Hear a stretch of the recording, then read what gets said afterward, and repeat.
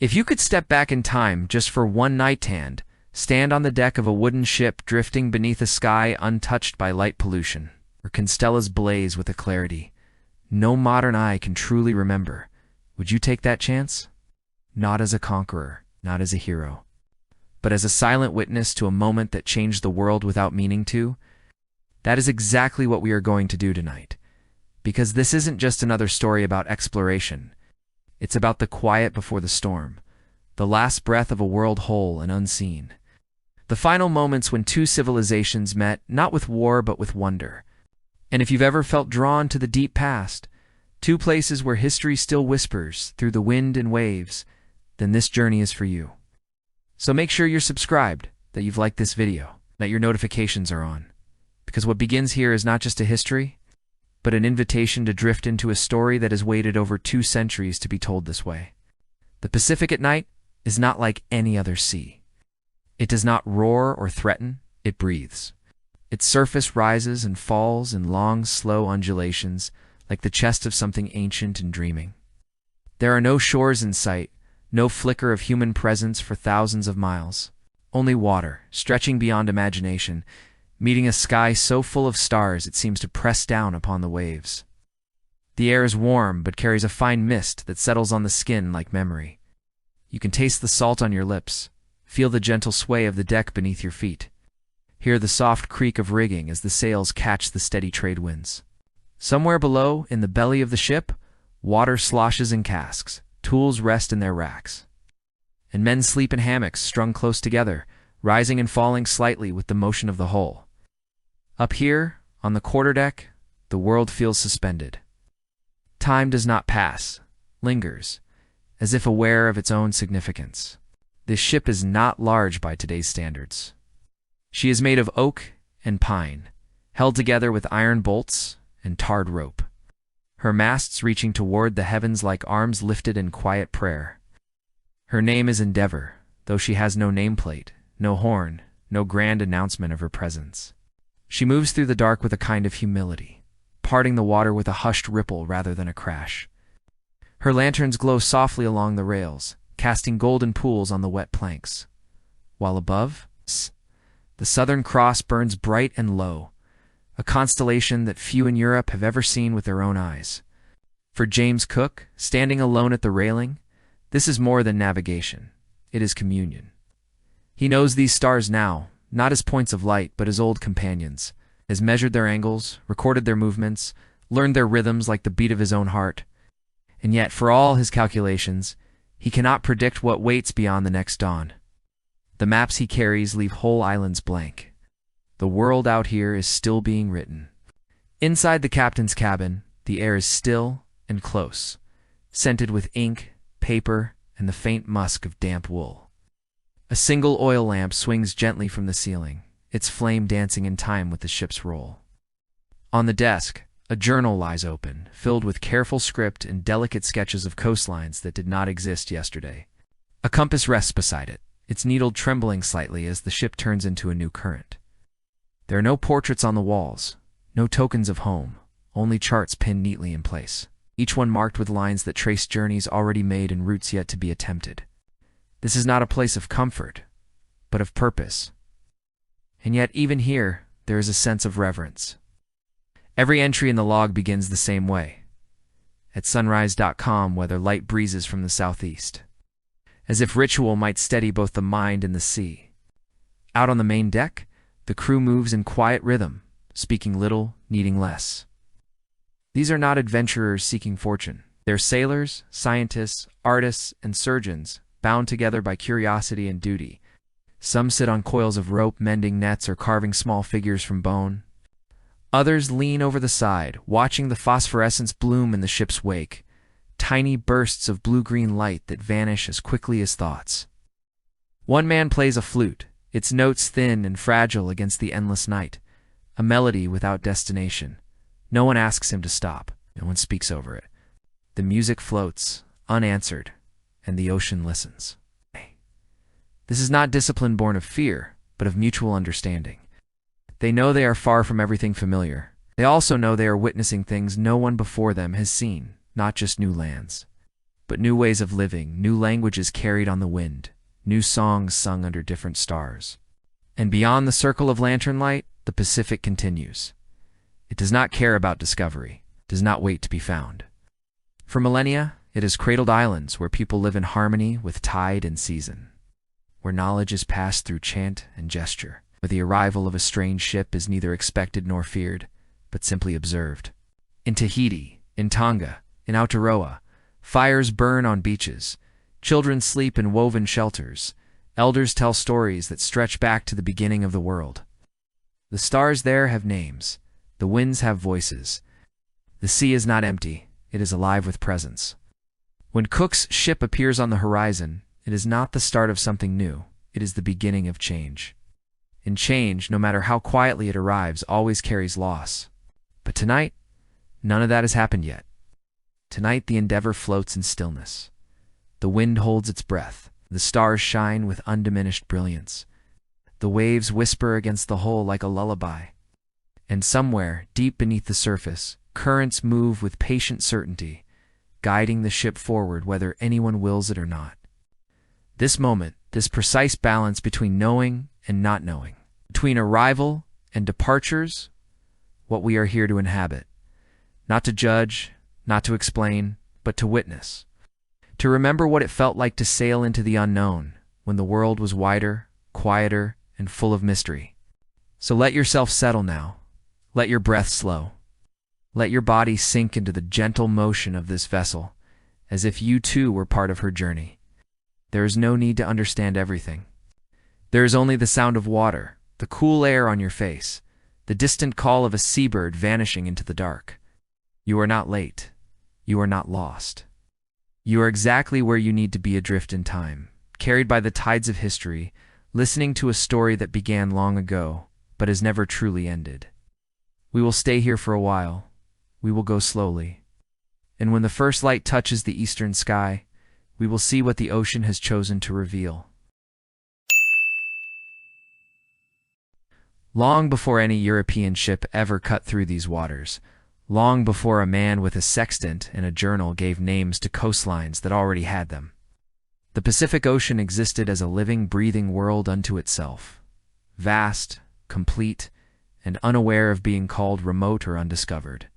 It did not wait. It did not lack. It simply was. For thousands of years it had cradled islands born from fire and shaped by wind, where life unfolded in quiet continuity, untouched by empires, unmeasured by clocks, unrecorded by paper. This was not emptiness waiting to be filled, as later maps would suggest with their blank spaces and speculative coastlines. It was fullness, a world where every shore knew its people. Every current carried memory, and every star above had been watched, named, and loved for generations. The ocean moved with ancient patience, its rhythms older than memory, its tides rising and falling without need for explanation. There were no borders here, no flags, no dates etched into stone. Time did not march forward, it breathed. It swayed with the palm, pulsed with the reef, turned with the moon.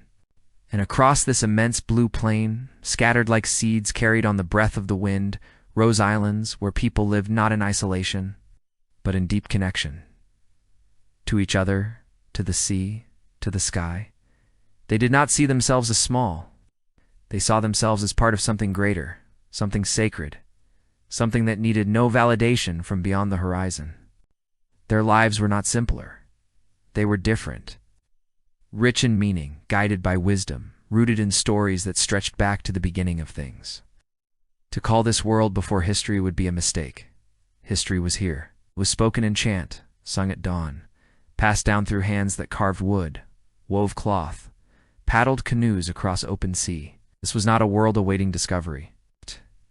It was a world already discovered by those who belonged to it. In Tahiti, as dawn begins to soften the eastern sky, the air is already alive with presence. Not noise, not urgency, but life. The low murmur of waves folding into black sand beaches, the distant call of a frigate bird rising from the valley, the rhythmic thud of pestles grinding poi in wooden bowls, a sound so steady it feels like the island's heartbeat. Smoke curls from small fires where fish wrapped in banana leaves cook slowly over glowing stones. their scent mingling with the salt and the blossoms that fall from overhead trees, their perfume drifting through the warm morning air like an offering. Women walk barefoot along the edge of the lagoon, their feet pressing into damp sand, their hands stained yellow from turmeric used in dyes. Their voices soft as they sing fragments of chant passed down from mothers to daughters, melodies that speak of fertility, of the sea's generosity, of the first woman who stepped from the coral. Children run through groves of breadfruit, leaping over roots thick as serpents, laughing as they dive into pools warmed by the sun, their bodies glistening with droplets that catch the light like tiny stars. There is no rush here, no need to finish, to achieve, to arrive. The day unfolds as naturally as the tide, and each moment belongs exactly where it is. Men return from early fishing trips in slender canoes, their nets heavy with silver fish, their skin bronzed by years under the equatorial sun. They pull ashore quietly, speaking little, sharing glances rather than words, their movements precise, unhurried, shaped by decades of knowing how to move with the water rather than against it. Even the dogs rest in the shade, tongues lolling, ears twitching at the sound of a child's laugh. This is not paradise imagined by outsiders. This is life lived, complete, balanced, rooted in knowledge, older than writing, sustained by rhythms that do not require explanation. And high above, the first rays of sunlight spill over the peaks of the mountains, turning the clouds to gold, touching the surface of the lagoon so gently it seems the water itself is waking. The canoes rest on the shore, pulled up at an angle, their hulls carved from single trunks of tamanu or breadfruit wood. Smoothed by hand and patience, their curves shaped not by plan or measurement, but by generations of knowing what the sea demands. Sails made of woven pandanus hang loosely from booms, waiting for the wind to return in the afternoon, their fibers catching the morning light like threads of honey. These are not mere boats. They are vessels of knowledge, built without nails, held together with coconut fiber lashings tied in knots so precise they have names. Patterns so ancient they are said to echo the paths of the stars. Each canoe carries the spirit of the tree it came from, blessed by chant before the first cut was made. Honored throughout its life, mourned when it is finally laid to rest. Men sit near them, repairing nets with fingers that move without looking, their eyes scanning the horizon, listening more than speaking. To the water, to the sky, to the silence between words. When they sail, they do not follow maps. They read the ocean, the color of the water shifting from deep indigo to turquoise, the shape of the swell rolling in from the south, the flight of birds that never fly too far from land. They know that a frigate bird soaring high means islands ahead, that a change in the temperature of the wind signals rain 2 days away, that certain clouds gather only above atolls hidden beneath the horizon. Their bases tinged green with the reflection of shallow reefs. They feel the current through the hull, sense the depth by the way the boat answers to the rudder, navigate by the position of the Pleiades at midnight, by the angle of the Milky Way over the bow. Their navigation is not science, it is relationship, a dialogue between human and sea, between memory and motion, between the seen and the felt. And when they return, after days or weeks of journeying across open ocean, they are not celebrated as heroes. They are welcomed as those who kept the connection alive. Far to the west, in the archipelagos that will one day be marked on charts as Melanesia and Micronesia, another kind of knowing holds sway, one that does not rely on ink or parchment, but on voice, gesture, and the deep memory of place. In Vanuatu, smoke rises from volcanic soil, where yams grow tall and strong, tended by families who trace their lineage back to the first ancestors, who stepped ashore in double-hulled canoes. Their arrival foretold in dream and chant. Elders sit in the shade of great meeting houses with roofs of sago palm, their bodies painted with clay in patterns that shift with ceremony and season, their eyes calm, their presence heavy with authority, earned not by force, but by time. At night, they gather around fires that crackle with dry coconut husks, and their voices rise in song, not performance, not entertainment, but prayer, history, law. The stories they tell are not fiction. They are truth carried in sound, describing how the islands were formed by gods wrestling beneath the sea, how the first man emerged from a reed, how the stars were placed to guide those who would come after. They speak of Tagaro, the trickster creator who shaped the world with both wisdom and mischief, and of Cat, who sailed the sky in a canoe made of moonlight. These are not myths to be dismissed as primitive imagination. They are frameworks, ways of understanding the world, of teaching respect, of remembering who you are and where you come from. And when they look up, they see a sky untouched by light, dense with stars so bright they cast faint shadows on the ground. The Milky Way arcs across the darkness like a river of breath, and constellations form shapes unfamiliar to European eyes. The stingray, the shark, the great voyaging canoe that carries the dead to the afterlife. They do not call it Orion. They see Tukutuku, the net of the fisherman, stretching wide across the heavens. They do not measure degrees. They feel latitude in the angle of the wind against their skin, in the way the waves lift the hull at dawn. Their knowledge is embodied, lives in the hands, the feet, the inner ear. It is passed not through books, but through years of silent observation. Through apprenticeship under elders who speak only when necessary, who teach by doing, by being, by allowing the student to learn from stillness. To the north, in the chain of islands that rise like sentinels from the deep, long before ships with 4 masts appear on the horizon, Hawaii exists in sacred balance, a land where the mountain is alive, the wind carries messages, and the sea is both provider and ancestor. Green mountains rise from the sea, their peaks often wrapped in cloud, fed by rains that fall in gentle curtains, nourishing forests of koa and hia lehua. Waterfalls tumble down cliffs into pools where families bathe, where children learn to swim before they can walk, their laughter echoing off wet rock. Sweet potato grows in rich volcanic soil, taro in flooded terraces that mirror the sky, bananas heavy on the stem, their leaves rustling like old prayers. Pigs roam in shaded enclosures, fed on breadfruit and sweet potato, reserved for ceremonies and honored guests. Temples stand on stone platforms built with precision, how, silent and powerful, where offerings are left not to distant gods, but to ancestors who still walk among the living in dreams, in whispers, in the rustle of leaves. The people chant genealogies that stretch back dozens of generations, recited in long rhythmic lines that take hours to complete, each name a thread in the fabric of belonging. They believe the land is alive, that Peel, the goddess of fire, shapes the islands with her breath, emerging from the depths to build new land with lava, that Cain brings life from the darkness, that Kanaloa governs the deep. Chiefs are not rulers by force, but caretakers chosen by lineage and wisdom, responsible for maintaining lokahi, harmony between people, land, and gods. When a child is born, they are not given a name immediately, they are observed. The elders watch the way they move, the sounds they make, the signs in the sky the night they arrived. Only then is a name chosen, one that carries meaning, intention, connection, one that ties the child to the past and points toward the future. Every decision is made with care, every action weighed against the balance of things.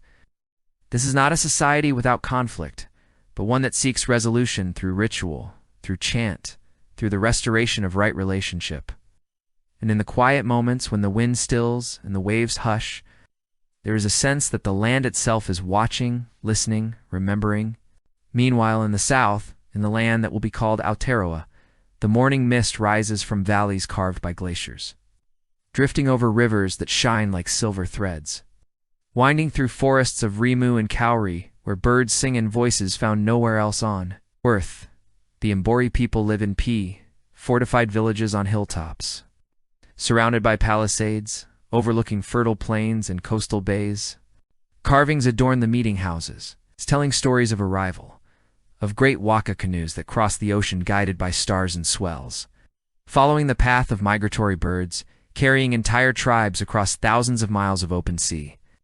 They remember Hawaii, the ancestral homeland, not as a place on a map, but as a feeling in the blood, memory in the bones, a place of origin that lives on in dream and chant.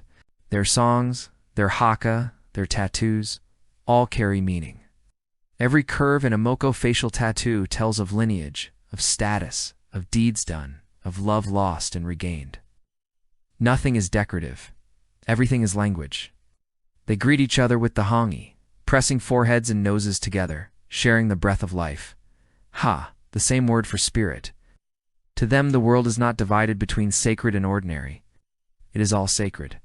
The mountain is an ancestor. The river has a voice. The forest listens. When they plant, they chant. When they fish, they ask permission. When they build, they give thanks. Time does not move in a straight line. It circles. The past is not gone. It walks beside them, speaks through elders, appears in omens. A bird flying east at dawn is a sign. A wave breaking unusually is a message. They live within a web of reciprocity, where taking is always balanced by giving, where every act has weight and every word echoes.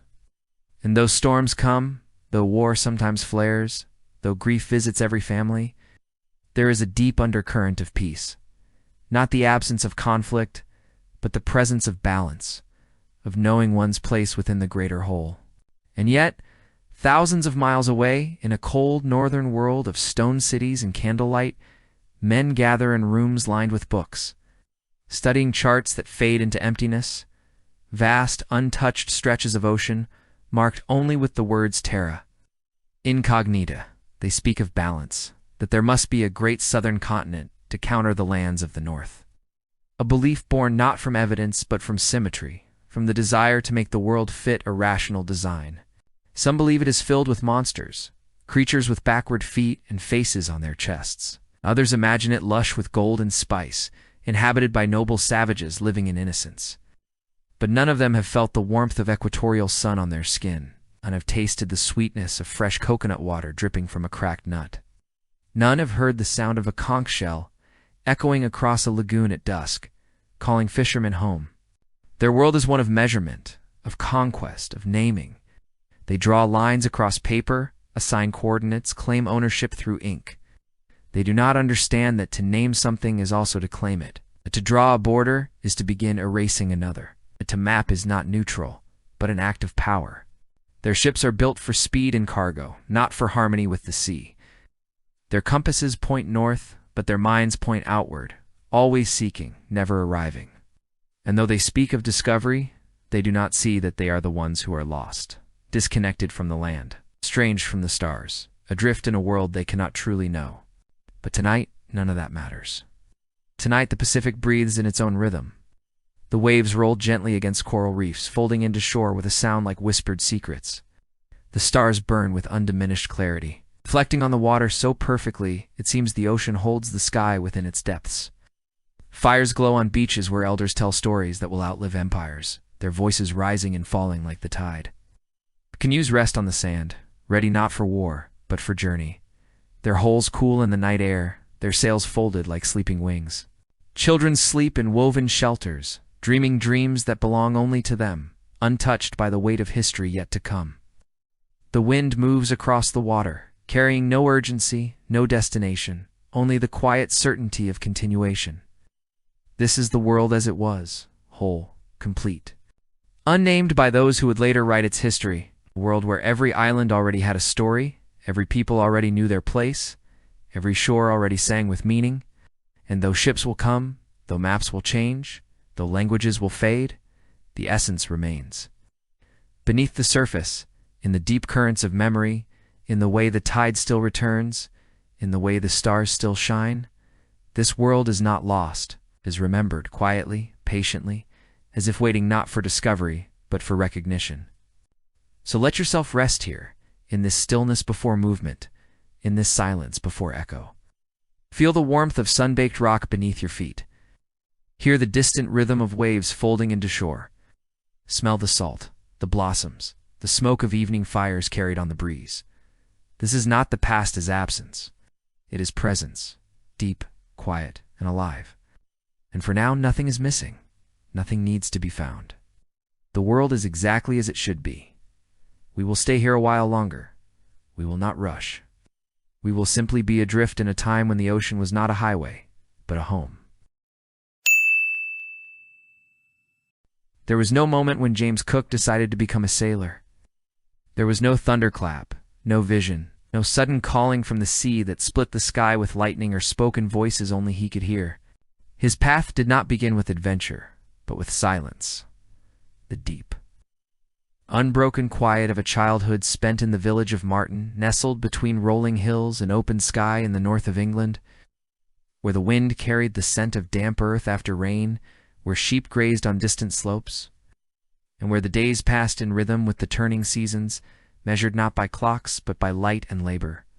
He was born in 1728, though no one recorded the hour. The world around him moved at a pace that allowed time to settle, to breathe, to be felt in the weight of footsteps on stone and the creak of wooden gates opening at dawn.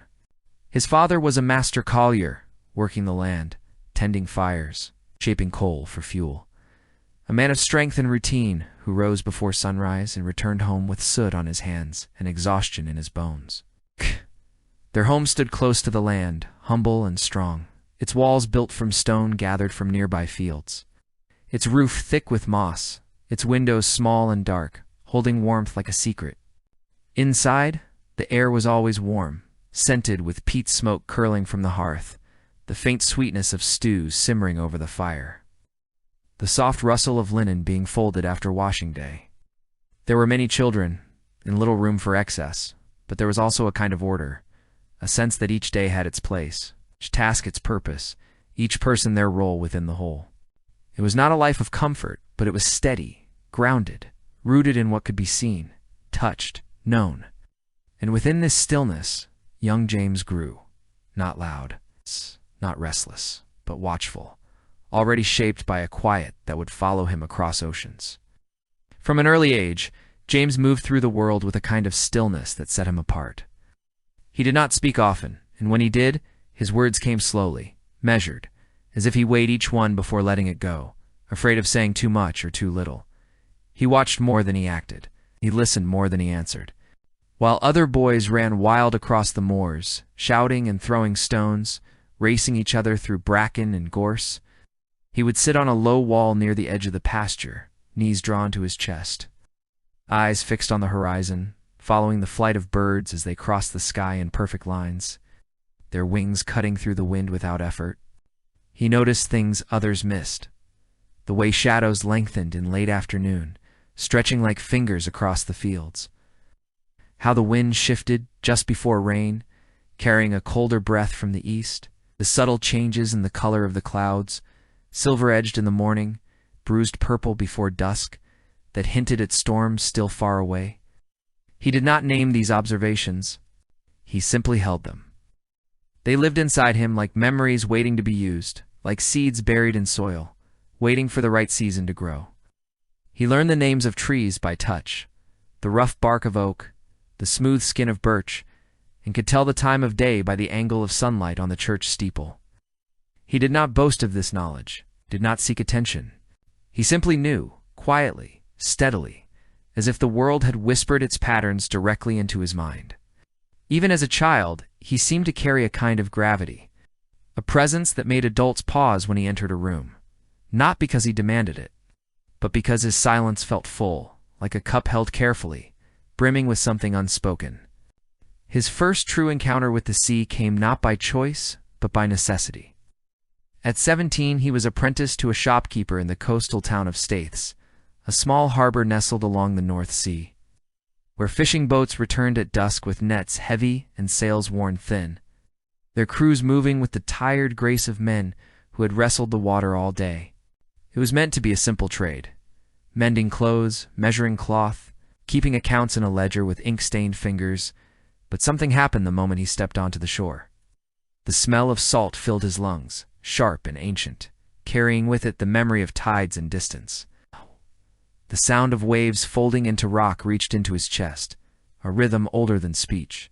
The vastness of the water, stretching beyond sight until it met the sky in a seamless blur, pulled at something deep within him, as if it had been waiting.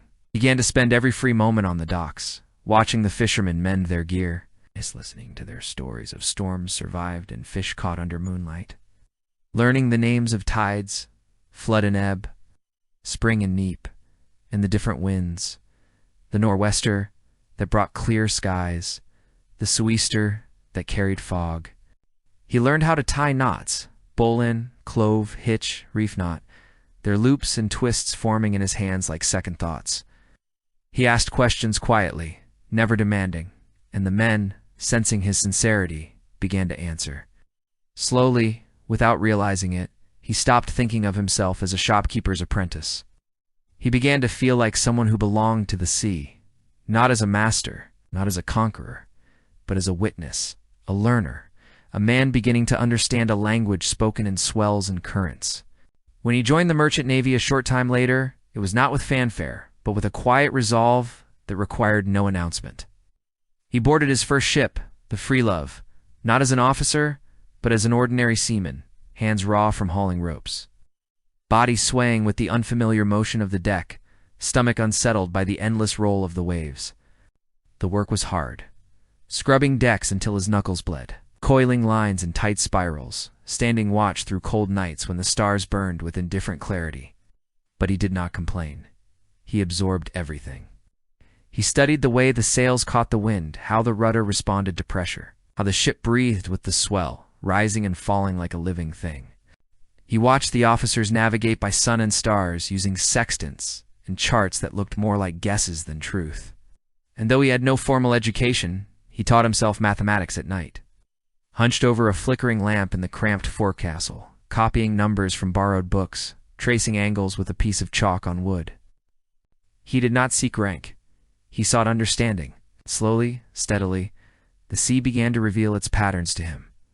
How the current shifted near headlands, how the color of the water changed over sandbanks, how certain seabirds appeared only when land was near. He learned to read the ocean not as a barrier, but as a map written in light, motion, and instinct. Years passed in this way, not in glory, not in conquest, but in gradual learning, in the accumulation of small truths that added up to wisdom. He sailed along the coast of England, then to the Baltic, carrying coal, grain, and timber, enduring storms that shook the hull like a toy, surviving nights when the sky vanished and the ship moved blind through darkness. He learned to read the water, how its surface became glassy near shoals, how certain birds circled only above reefs, how the taste of the air shifted when a storm approached, carrying a metallic temps that settled on the tongue. He kept journals, not of events, not of drama, but of observations. The height of the tide at different phases of the moon, the direction of currents near river mouths, the behavior of compass needles in northern latitudes, where the pull of the magnetic pole bent the needle slightly westward. His handwriting was careful, precise, each letter formed with deliberate calm, as if the act of writing were itself a form of navigation. There were no exclamations, no dramatic entries, only facts, recorded with the patience of someone who believed that truth lived in details. That meaning could be found in the angle of a shadow or the timing of a wave. He did not write for an audience. He wrote for himself, to remember, to clarify, to see more clearly. And in those quiet moments below deck, pen in hand, the ship rocking beneath him, he began to shape a mind capable of seeing the unseen, of measuring the immeasurable. Then came the war. The 7 Years' War drew Britain into conflict across continents, and Cook, now a skilled master known for his accuracy and discipline, was called to serve in the Royal Navy. He did not volunteer out of patriotism, nor out of ambition. He went because it was the next step, and because the Navy needed men who could navigate with precision in waters that few dared to enter. Assigned to survey the St. Lawrence River during the campaign against Quebec, he faced one of the most dangerous waterways in the world. Narrow channels, hidden rocks, shifting tides, all shrouded in fog so thick it swallowed sound. While others hesitated, Cook moved forward with quiet confidence. It took soundings constantly. Lowering lead lines weighted with wax to measure depth and bring back samples of the seabed. Sand, mud, gravel, each one a clue. He mapped every twist of the river, anchoring at night to verify positions by starlight, adjusting his calculations with care. His maps were so precise, so reliable, that General Wolfe used them to guide the fleet upriver under cover of darkness, leading to the capture of Quebec.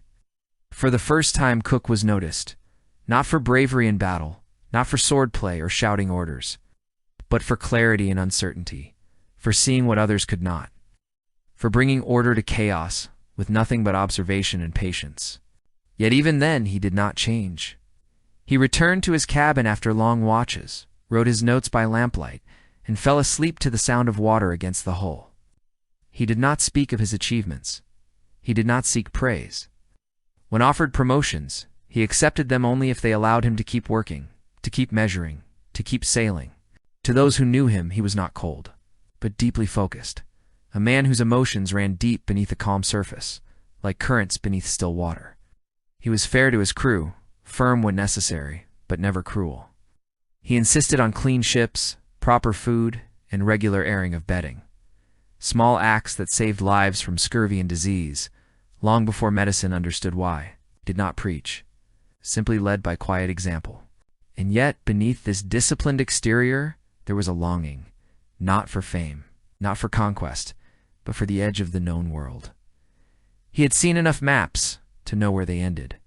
He had read enough accounts to understand that vast stretches of ocean remained unmapped, unmeasured, unnamed. The idea of Terra Australis, the great southern continent, lingered in scientific circles. Some dismissed it. Others believed it must exist. Cook did not care about myths. He cared about accuracy. He wanted to see for himself. He wanted to stand where no European chart had ever placed a dot, to record what was truly there, not what was imagined. He dreamed not of glory, but of clarity, of filling in the blanks not with speculation, but with fact, of drawing coastlines that matched the land, of naming places only after meeting them, of returning not with treasure, but with truth. It was not a romantic impulse, it was a moral one. He believed the world deserved to be seen clearly, not through myth, not through empire, but through honest eyes. When the Royal Society proposed an expedition to observe the transit of Venus from Tahiti, a rare astronomical event that could help measure the distance between Earth and the Sun, Cook was chosen to lead it, not because he was famous, but because he was reliable, precise, and capable of command, without arrogance. The Admiralty approved the mission, and a ship was prepared. The HMS Endeavour, converted coal carrier, sturdy and wide-hulled, designed to carry supplies for long voyages. She was not fast, she was not elegant, but she was strong, built to endure. In the months before departure, Cook prepared with quiet intensity. He studied every available map, though he knew most were guesses. He packed instruments with care. Telescopes, sextants, chronometers, tools that would allow him to fix position with greater accuracy than any navigator before him. He selected his crew not for strength alone, but for skill and temperament. He brought scientists, artists, and surgeons, men who would observe, draw, record. He did not expect glory, he expected work. Hard, patient, meticulous work, carried out across endless sea. And still, as the day of departure neared, he stood for long moments on the dock, looking out at the gray water. Not with excitement, not with fear, but with a kind of solemn awareness. He did not know what awaited him. He did not know that his name would one day appear in books, that statues would be raised in his honor, that islands would bear his mark. He only knew that he was being given a chance to sail into the unknown, not to claim, not to conquer, but to see, to witness, to understand, to return with something real. The sea had called to him since he was a boy on a northern shore. Now, at last, he was answering, so let yourself drift with him now, in this quiet moment before departure. Feel the cool air on your face, the slight sway of the ship at anchor, the distant cry of gulls circling above. Imagine the weight of his journal in your hands, the careful script of his entries, the blank pages waiting to be filled. This is not the beginning of a conquest. It is the start of a journey shaped by curiosity, by patience, by the quiet courage of a man who believed that the world deserved to be seen clearly, not through myth, not through empire, but through honest eyes. We will stay with him as he sets sail. We will not rush. We will simply follow, gently as the first whispers of a new path carry him and us toward the open ocean. The morning the HMS Endeavour left Plymouth Harbor was not marked by ceremony, nor by crowds waving from the shore. There were no speeches, no salutes, no final embraces under fluttering flags. It was not a day of noise or spectacle, but of quiet transition, one of those rare moments when something real begins without announcement. when intention becomes motion so softly that even those living it may not recognize the shift until long after. The sky hung low with pale gray clouds, soft at the edges, drifting like smoke over the water, their reflections broken by the gentle ripple of the tide. A light mist clung to the surface of the bay, blurring the outlines of other ships at anchor, muffling sound, wrapping the world in a kind of hush, as if the day itself understood the weight of what was beginning. James Cook stood on the quarterdeck, his hands resting lightly on the rail, his eyes fixed on the open sea beyond the breakwater. He did not look back at England, did not search for familiar rooftops or the curve of the coastline he had known all his life. His posture was still, but not stiff. The stillness of a man who has made his decision and now lets the world carry him forward. Around him, the crew moved with quiet purpose, coiling ropes, checking, rigging, adjusting sails that would soon catch their first true wind. The air smelled of salt, damp wood, and the faint temps of coal smoke from a distant steamer. A scent that would fade once they were far enough out, replaced only by the clean breath of the ocean. And yet, beneath this calm, there was a current, not of excitement, but of surrender. They were no longer preparing, they were moving. And with every foot the ship drifted from her mooring, the past grew quieter, the future more uncertain, and the present more alive. The ship herself was not beautiful in the way tall warships were, with their polished brass and sharp lines. She was broad, sturdy, built for endurance, not speed. A converted collier, once used to haul coal along the coast, now refitted for a voyage no one could predict. Her hull was thick oak, tarred black against rot and worm, her decks wide enough to carry months of supplies, barrels of salted beef and pork, sacks of flour and oatmeal, casks of fresh water, kegs of sauerkraut and malt brew meant to stave off scurvy. Below, in the hold, instruments were secured in padded chests, telescopes wrapped in linen, sextants cradled in velvet-lined boxes, chronometers protected from motion and moisture. Their delicate gears wound with care each morning. There were also seeds, tools, gifts, beads, mirrors, knives, small tokens meant to ease first meetings with people whose faces no European had ever seen. Nothing was wasted. Every nail, every coil of rope, every scrap of sailcloth had been inspected, counted, stored with care. Even the medicine chest was arranged with precision. Vials of mercury for syphilis, bottles of laudanum for pain, dried herbs labeled in careful script. This was not a ship of conquest. It was a vessel of observation, of patience, of return. And as she began to drift from her mooring, the water sighing against her sides, it felt less like a departure than a release, as if she had been waiting for this moment just as long as the men aboard her. The anchor chain came up slowly, linked by heavy link, groaning through the hawse hole, dripping seawater onto the deck like liquid memory. The sails, still furled tight, trembled slightly in the breeze. Then came the call, soft at first, then repeated with growing strength, and the crew climbed into the rigging like shadows climbing a wall. They moved with precision, untangling lines, loosening gaskets, unfurling canvas that had been folded for weeks. When the wind finally caught the mainsail, there was no dramatic snap. It was a slow filling, a deep breath drawn after long silence, the fabric swelling gently as if waking from sleep. The ship responded at once, her bow turning slightly, her hull beginning to glide forward, cutting through the still water with a whisper. No one cheered, no one spoke. There was only the sound of wind in the rigging, the soft creak of wood adjusting to motion, the distant cry of a gull circling above. From the shore, if anyone watched, it would have seemed like any other ship leaving port. But for those aboard, it was different. They were stepping out of the known world, not with triumph, but with quiet resolve, carrying nothing but questions into the vastness ahead. As the coast of England faded behind them, swallowed by mist and distance, the rhythm of the ship began to settle into something deeper than routine. Life on board unfolded in layers. The watch below, the watch on deck, the changing shifts of light and dark, the endless motion of the sea. Cook walked the decks often, not to assert authority but to observe, the way the sails held the wind, the behavior of the compass, the mood of the men. He ate with the officers but also spoke with the sailors, asking about their health, their comfort, the quality of their rest.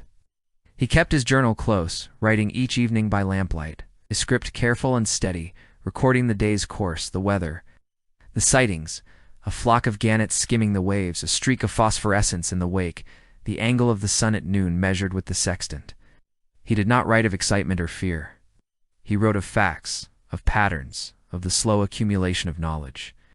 Yet beneath the measured words, there was a current, a sense that each mile carried them further from everything familiar, closer to a horizon that held no promises, only possibility.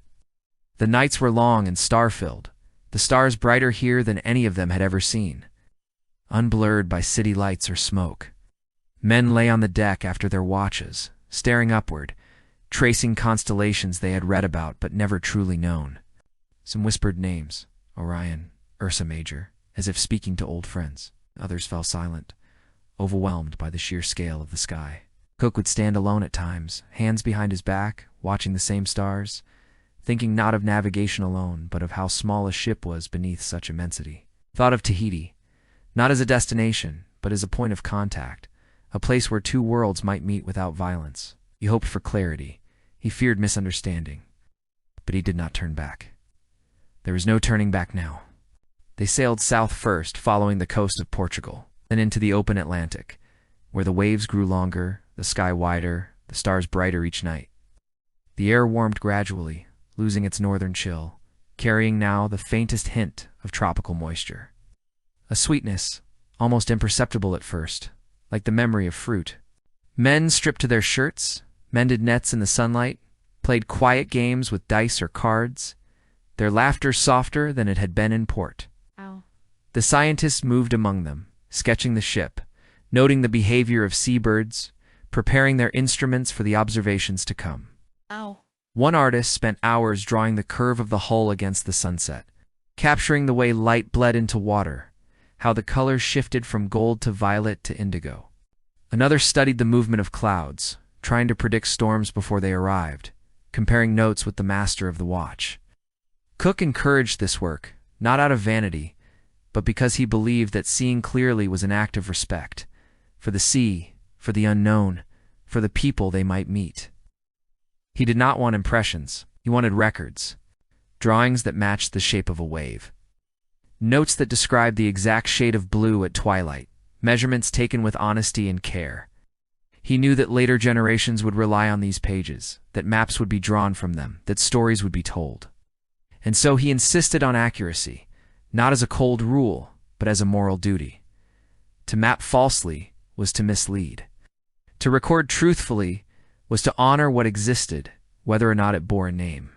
In the evenings, he would sit with Joseph Banks, the naturalist, discussing botany, climate, the possibility of new species. Or with Charles Green, the astronomer, reviewing calculations for the transit of Venus.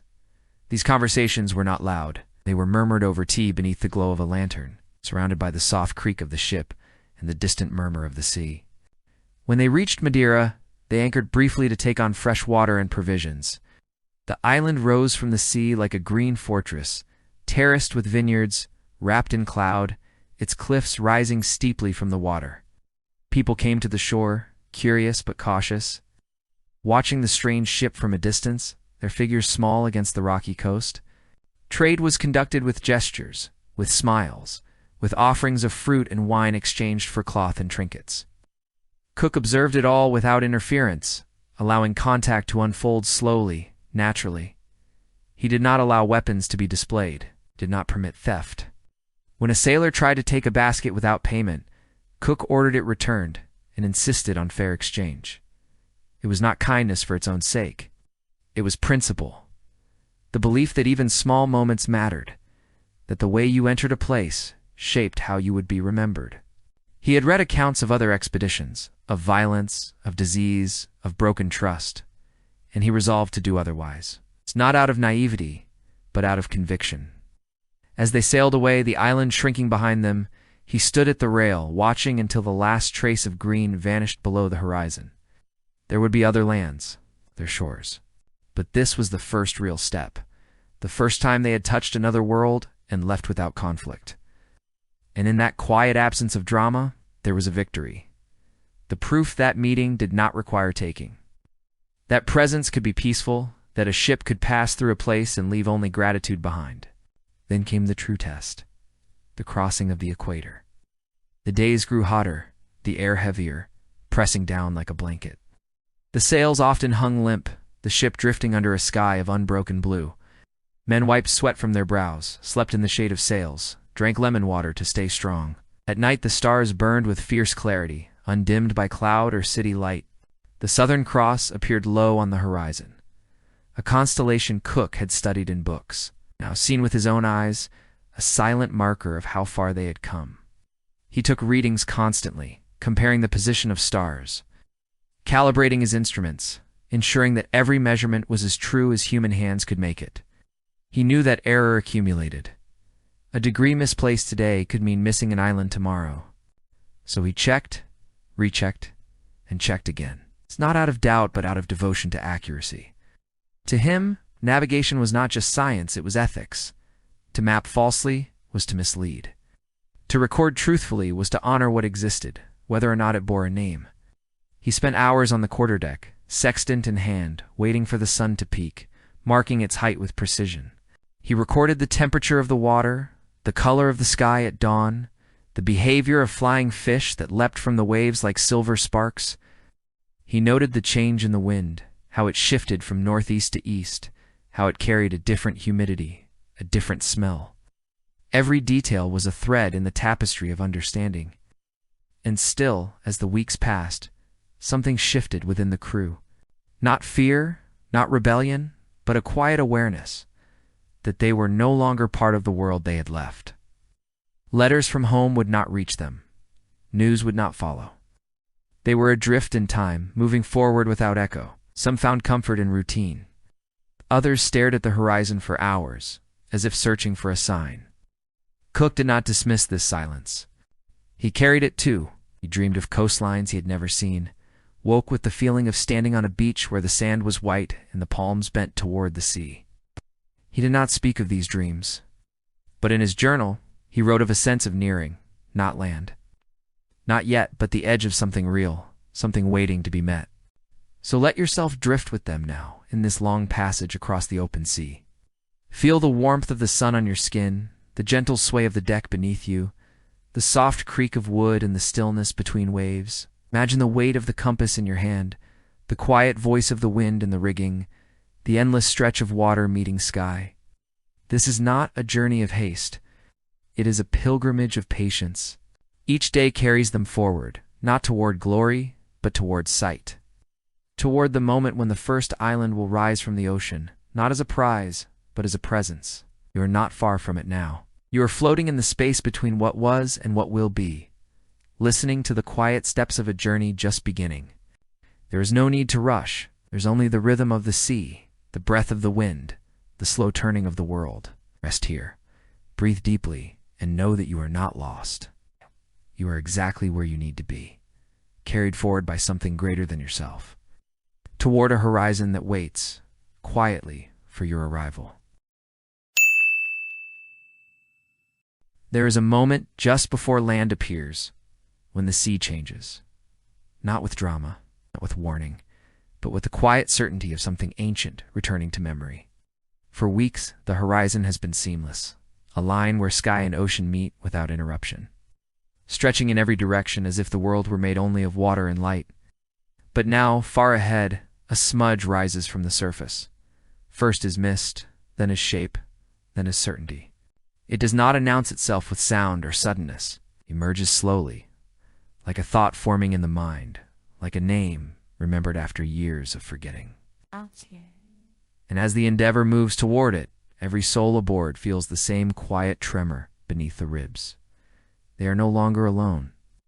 The air shifts, warmer, softer, carrying a new scent, not just of vegetation, but of life lived close to the earth. The waves grow shorter, their rhythm altered by the unseen reef that guards the island. The color of the water changes too, from deep indigo to a green so bright it seems lit from within. Then to turquoise where the lagoon shallows, so clear you can see shadows moving over white sand 50 feet below. Birds appear, frigate birds soaring high on motionless wings, terns diving like silver needles, tropic birds trailing long tail feathers behind them. They do not flee, they circle, they watch.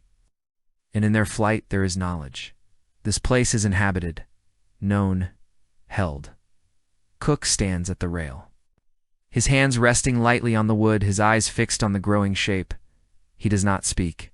He does not give orders. He simply watches, as if trying to absorb the island, not with instruments, but with stillness. Around him, the crew gathers silently, some crossing themselves, others whispering prayers, most saying nothing at all. This is not conquest. It is arrival. The first time in months, the endless sea has given way to land. Tahiti does not rise from the sea like a fortress or a cliff, but like a dream remembered, soft at the edges, wrapped in cloud.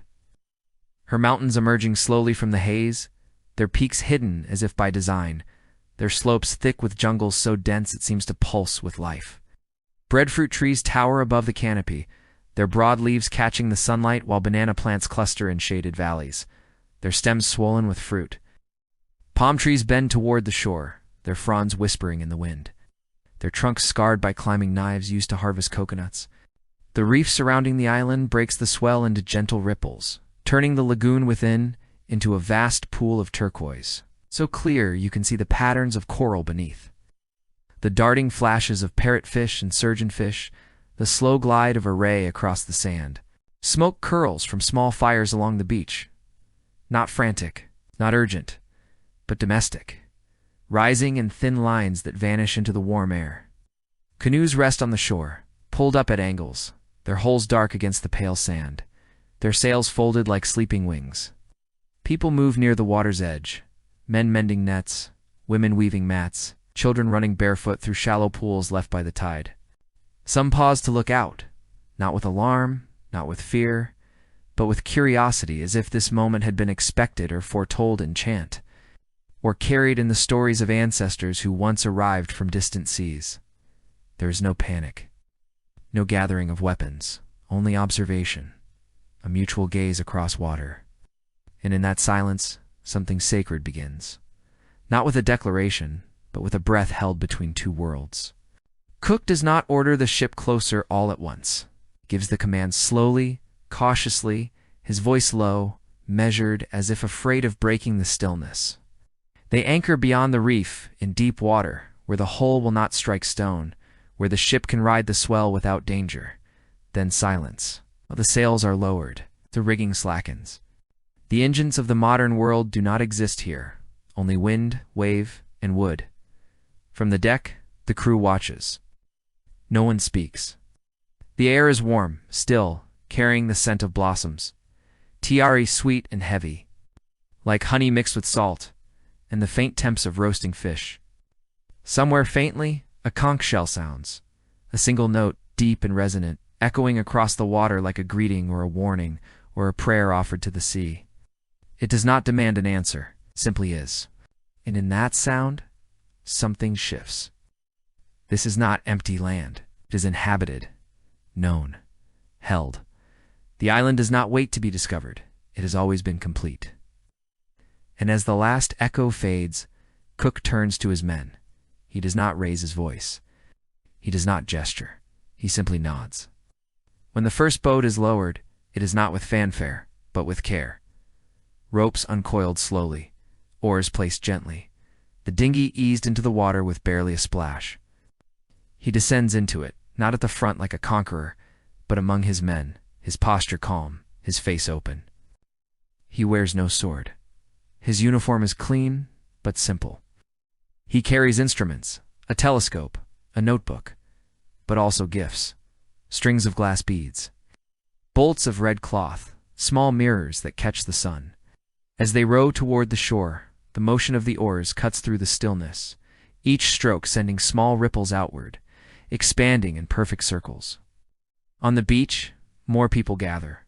Some stand barefoot in the shallows, their legs glistening with water.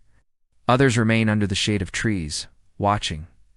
Children run back and forth, laughing, pointing. Dogs bark once, then fall silent. There is no rush, no panic, only observation, mutual gaze. The Tahitians do not see the boat as a threat. They see it as something new. Unfamiliar, yes, but part of the world. like a bird arriving from distant skies, like a current bringing seeds from another shore.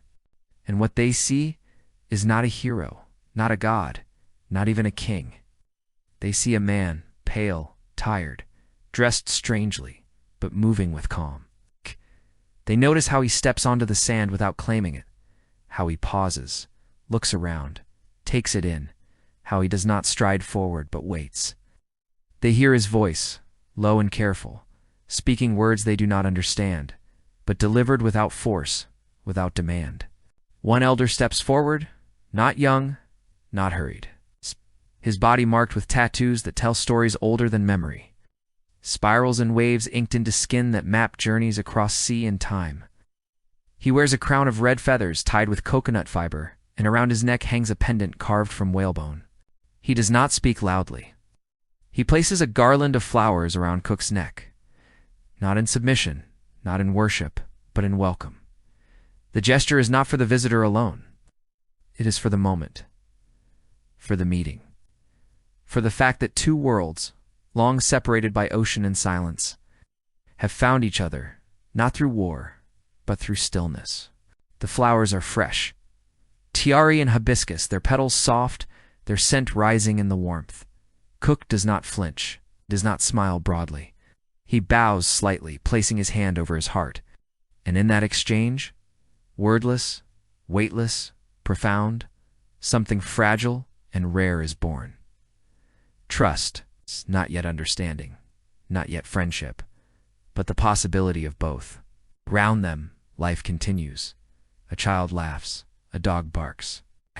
Woman stirs a pot over fire. The tide rolls in, folding into shore with a sound like whispered secrets. And for a moment, the world holds its breath. In the days that follow, life unfolds in slow rhythm, like the turning of leaves in the breeze. The scientists go ashore with their notebooks and brushes, sketching plants, recording songs, studying the way breadfruit grows in clusters on tall trees, how coconuts hang heavy in bunches, how taro thrives in flooded terraces fed by mountain streams. Joseph Banks walks through groves of coconut palms, tasting fruit fresh from the husk, marveling at the sweetness, the coolness, the way the juice runs down his fingers. He collects specimens, ferns, orchids, insects, wrapping them carefully in damp cloth.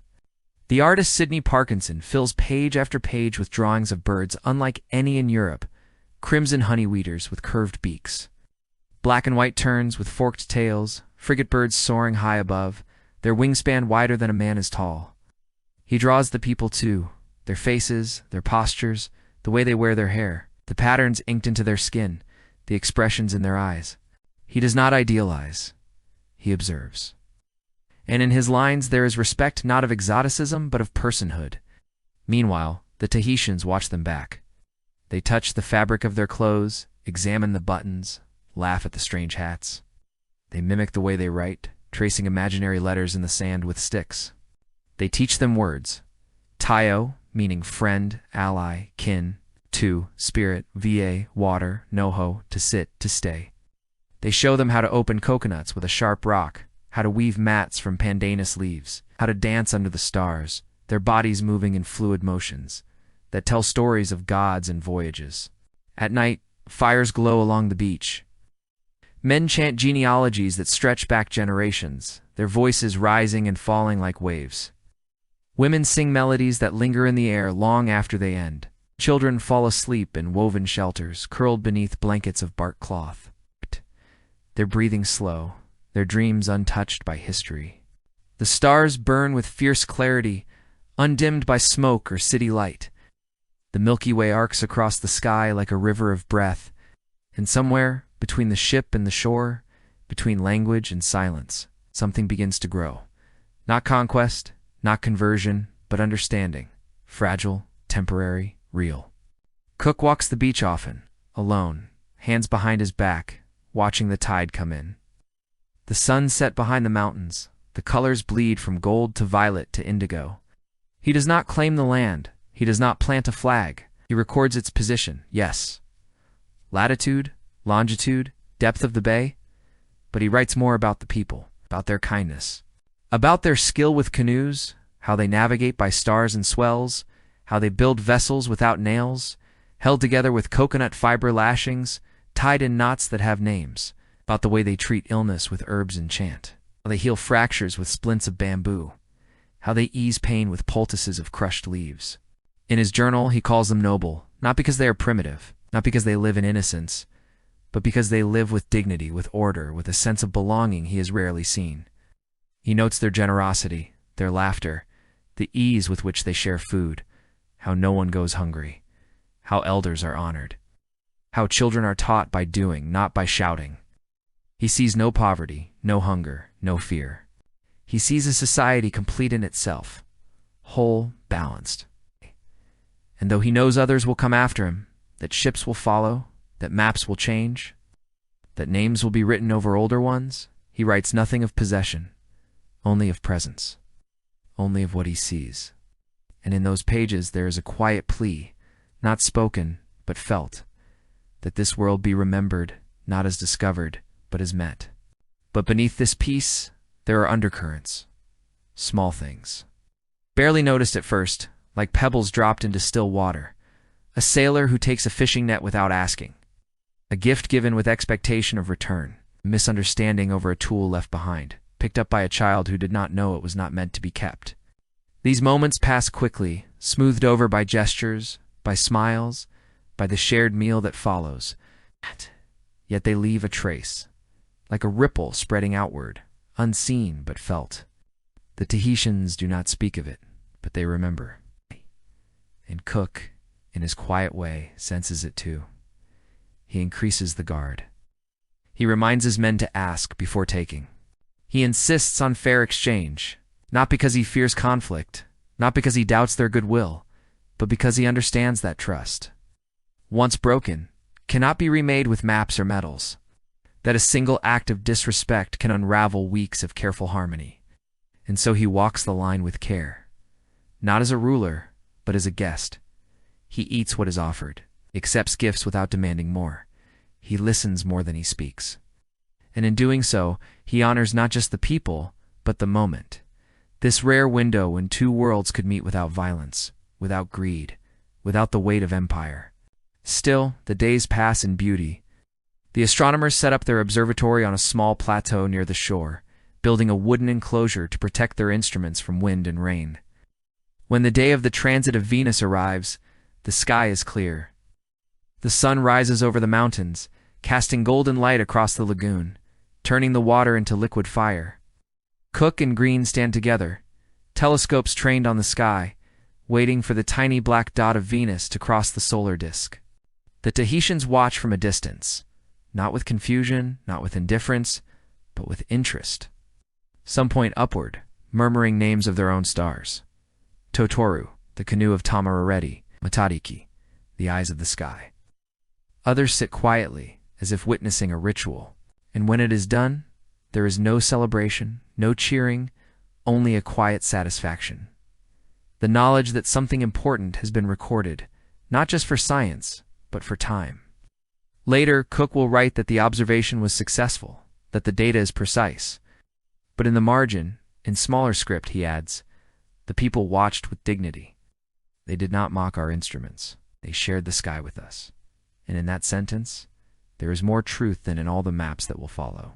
So let yourself rest here, in this rare moment when two worlds meet without violence. Feel the warmth of the sand beneath your feet, the soft breeze off the lagoon, the distant sound of waves folding into shore. Smell the salt, the blossoms, the smoke of evening fires. Hear the laughter of children, the murmur of voices, the low chant rising from the beach. This is not the beginning of an empire. It is the beginning of a story, fragile, fleeting, full of wonder. A story of what happens when people choose to see each other, not as strangers but as human. We will stay here a while longer. We will not rush. We will simply be suspended in the space between arrival and departure, listening to the quiet breath of an island and the even quieter hope of peace. There is a kind of silence that does not come from absence, but from awareness. The quiet that settles when something unseen begins to shift beneath the surface of things. like the first tremor before an earthquake, too faint to name, too real to ignore. It is not loud, does not announce itself. But it is there like the first chill before a storm. Like the moment a bird stops singing without reason. Like the pause between heartbeats when you realize you've been holding your breath. In the days after the transit of Venus, as life continues between the Endeavour and the shore, this silence grows. Not between people, but within them. Cook walks the beach each morning, his boots leaving soft prints in the damp sand, already being erased by the rising tide. He walks slowly, hands behind his back, eyes scanning the water, the trees, the distant figures moving through the village. He listens more than he speaks. He watches how the Tahitians build their homes from wood and palm, lashed together with coconut fiber raised on stones to keep the floor dry.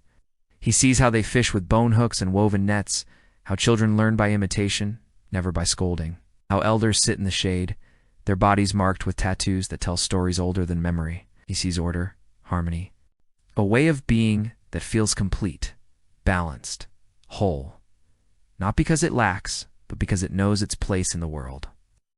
And yet, beneath his calm, there is a question he does not write in his journal, one that lives only in the space between breaths. What right do I have to record this? Not because he fears judgment, not because he doubts his mission, but because he senses that observation itself is a form of power. To draw a map is to claim knowledge. To name a bay is to begin renaming a world. To sketch a face is to take something that was never offered. And though he means no harm, though he gives gifts, though he forbids theft, he cannot escape the truth. He is here, and they were here first. He is the visitor. They are the ones who belong. Every measurement he takes, every word he writes, every drawing made in ink or pencil. These are not neutral acts. They are steps across a threshold, and once crossed, there is no return. The crew, too, begins to change. Not all at once, not with drama, but slowly, like tide-wearing stone, like wind-shaping sand over decades. Some men grow close to the islanders, learning words, sharing meals, laughing under the stars. They are welcomed into homes, given food without asking, taught how to open coconuts, how to weave simple knots, how to dance with fluid motions that tell stories of gods and voyages.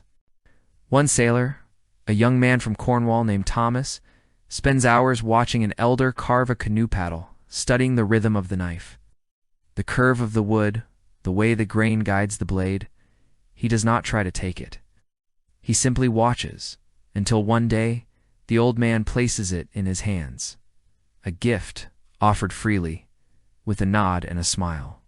For the first time in months, the boy smiles without effort, cradling the paddle like something sacred. He keeps it clean, never uses it, runs his fingers along its edge each night before sleep.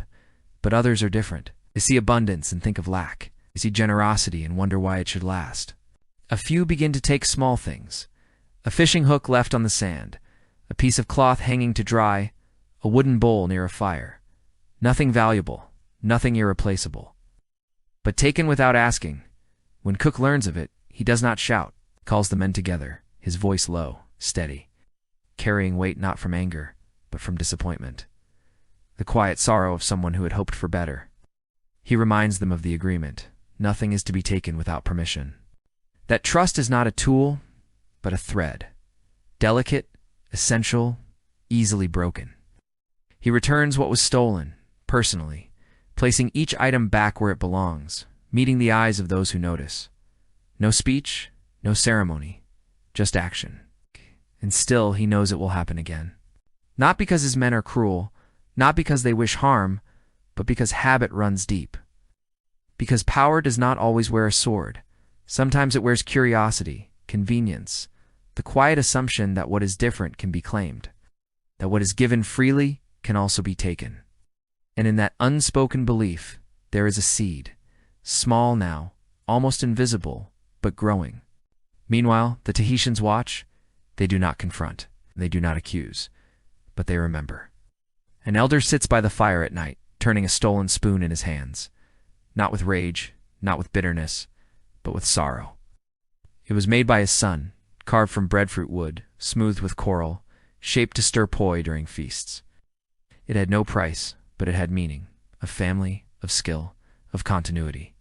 Now it is returned, clean, untouched, but changed. It carries a story now, not of use, but of loss. He does not speak of it to the younger ones. He places it beside him, not hidden, not discarded, but set apart, a silent lesson. Elsewhere, a woman finds her child playing with a mirror left by a sailor, a strange thing that shows the face upside down that makes the sky appear inside a metal circle. She laughs at first, then stops. There is something unsettling about it, not the object, but what it represents, a way of seeing that captures without belonging, that holds the image but not the soul. It flattens the living face into a flat reflection, removes breath, removes warmth. She takes it gently from the child's hands and sets it aside, out of reach. Not forbidden, just set apart. These moments pass quietly, like shadows moving across sand, but they leave marks, not on skin, but on memory. The visitors are not enemies, but they are not Tayo, not truly. They are guests who do not always understand the weight of their presence. They walk through homes like observers, draw faces like specimens, measure tides like owners. And though they smile, though they give gifts, though they eat what is offered, there is a distance, not in space, but in understanding. The islanders feel it, they do not name it, but they know it is there, like a current beneath calm water. Cook begins to keep longer watches at night, stands on the quarterdeck wrapped in a wool coat, his breath forming pale clouds in the cool air.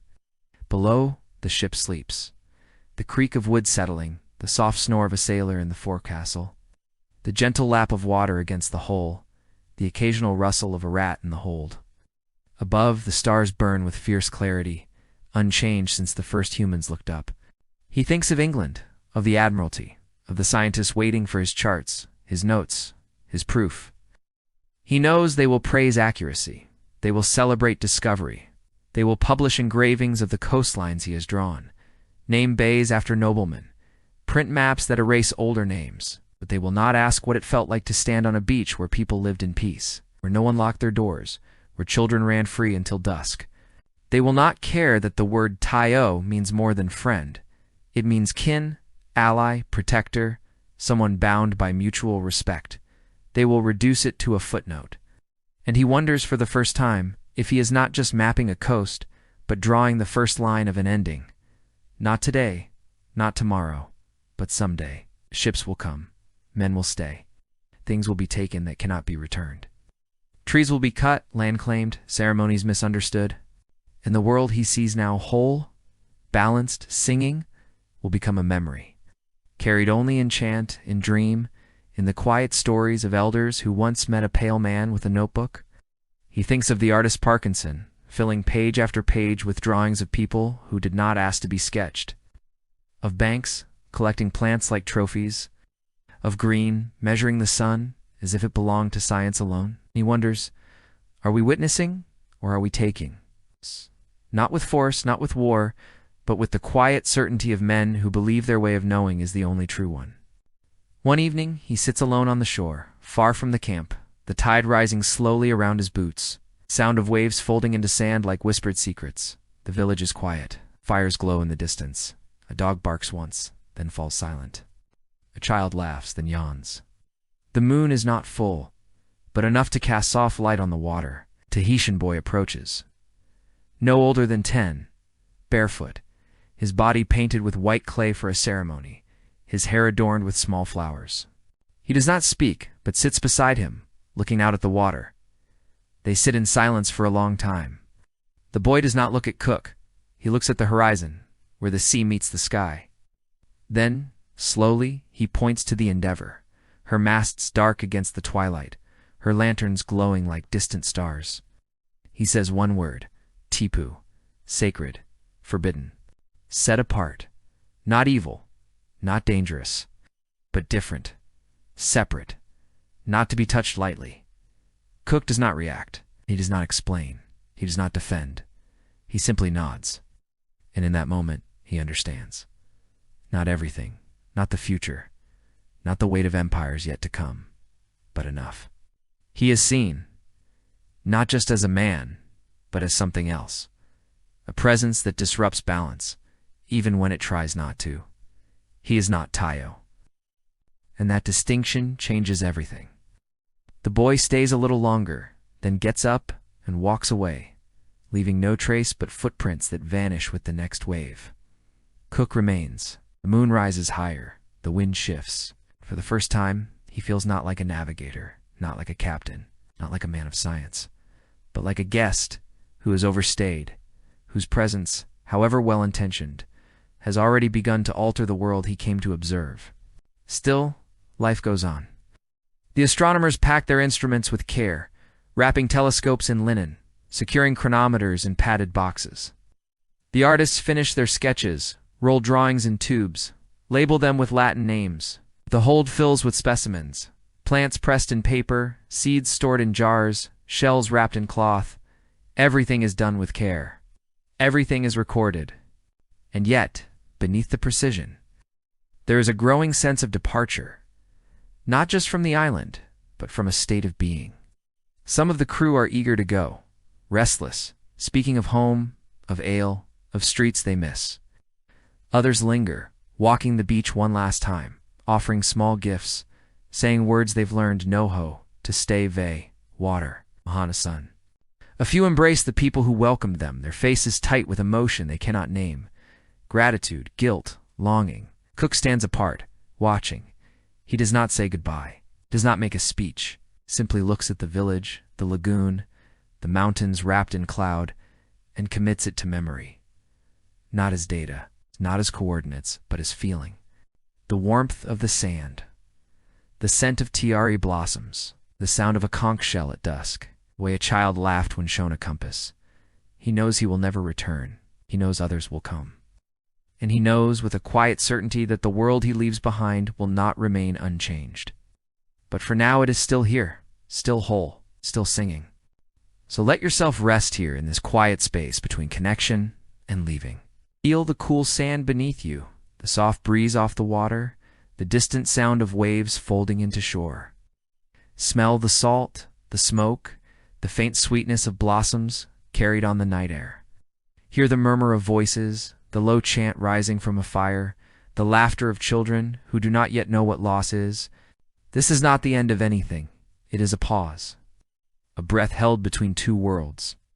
And though ships will come, though maps will change, though names will be written over older ones, this moment remains. Fragile, fleeting, real. A reminder that to witness is not neutral, that to be seen is to carry weight, that even the quietest presence leaves a ripple. We'll stay here a while longer. We will not rush. We will simply be adrift in the silence after meeting, listening to the echo of what was shared and what was lost. There is a kind of night that does not feel like darkness, but like waiting. When the air grows still, when the waves fold into shore with less sound than usual, when even the birds fall silent, as if aware that something is about to shift. This was such a night. It did not come with thunder or storm, but with an almost unbearable calm. The kind that settles over a place just before history turns, not with a roar, but with a whisper. The Endeavour floated at anchor in Kealakekua Bay, on the island of Hawaii, her hull rising and falling with the slow breath of the Pacific. Her masts dark against the starlit sky, her lanterns glowing like distant stars reflected in water, so still it seemed the ship sailed among them. Around her, the ocean was smooth, mirroring the Milky Way so perfectly that the boundary between sky and sea vanished, leaving only a sense of floating in infinite space. On shore, fires glowed along the beach, their light flickering against palm trunks, casting long shadows that moved like spirits through the trees, shifting with the wind, disappearing into the dark. For weeks, the crew had been welcomed here, not as strangers, but as guests believed by some to be connected to Lono, a god who arrived on the back of a great fish from the sky during the sacred season of Makahiki. They had been fed, honored, given shelter. Cook had walked freely among the people, accepted offerings of pork and taro, participated in ceremonies, listened to chants that spoke of arrival and return. But now, something had changed. Not because of him, not because of them, but because time itself had turned. The season of Lono had ended.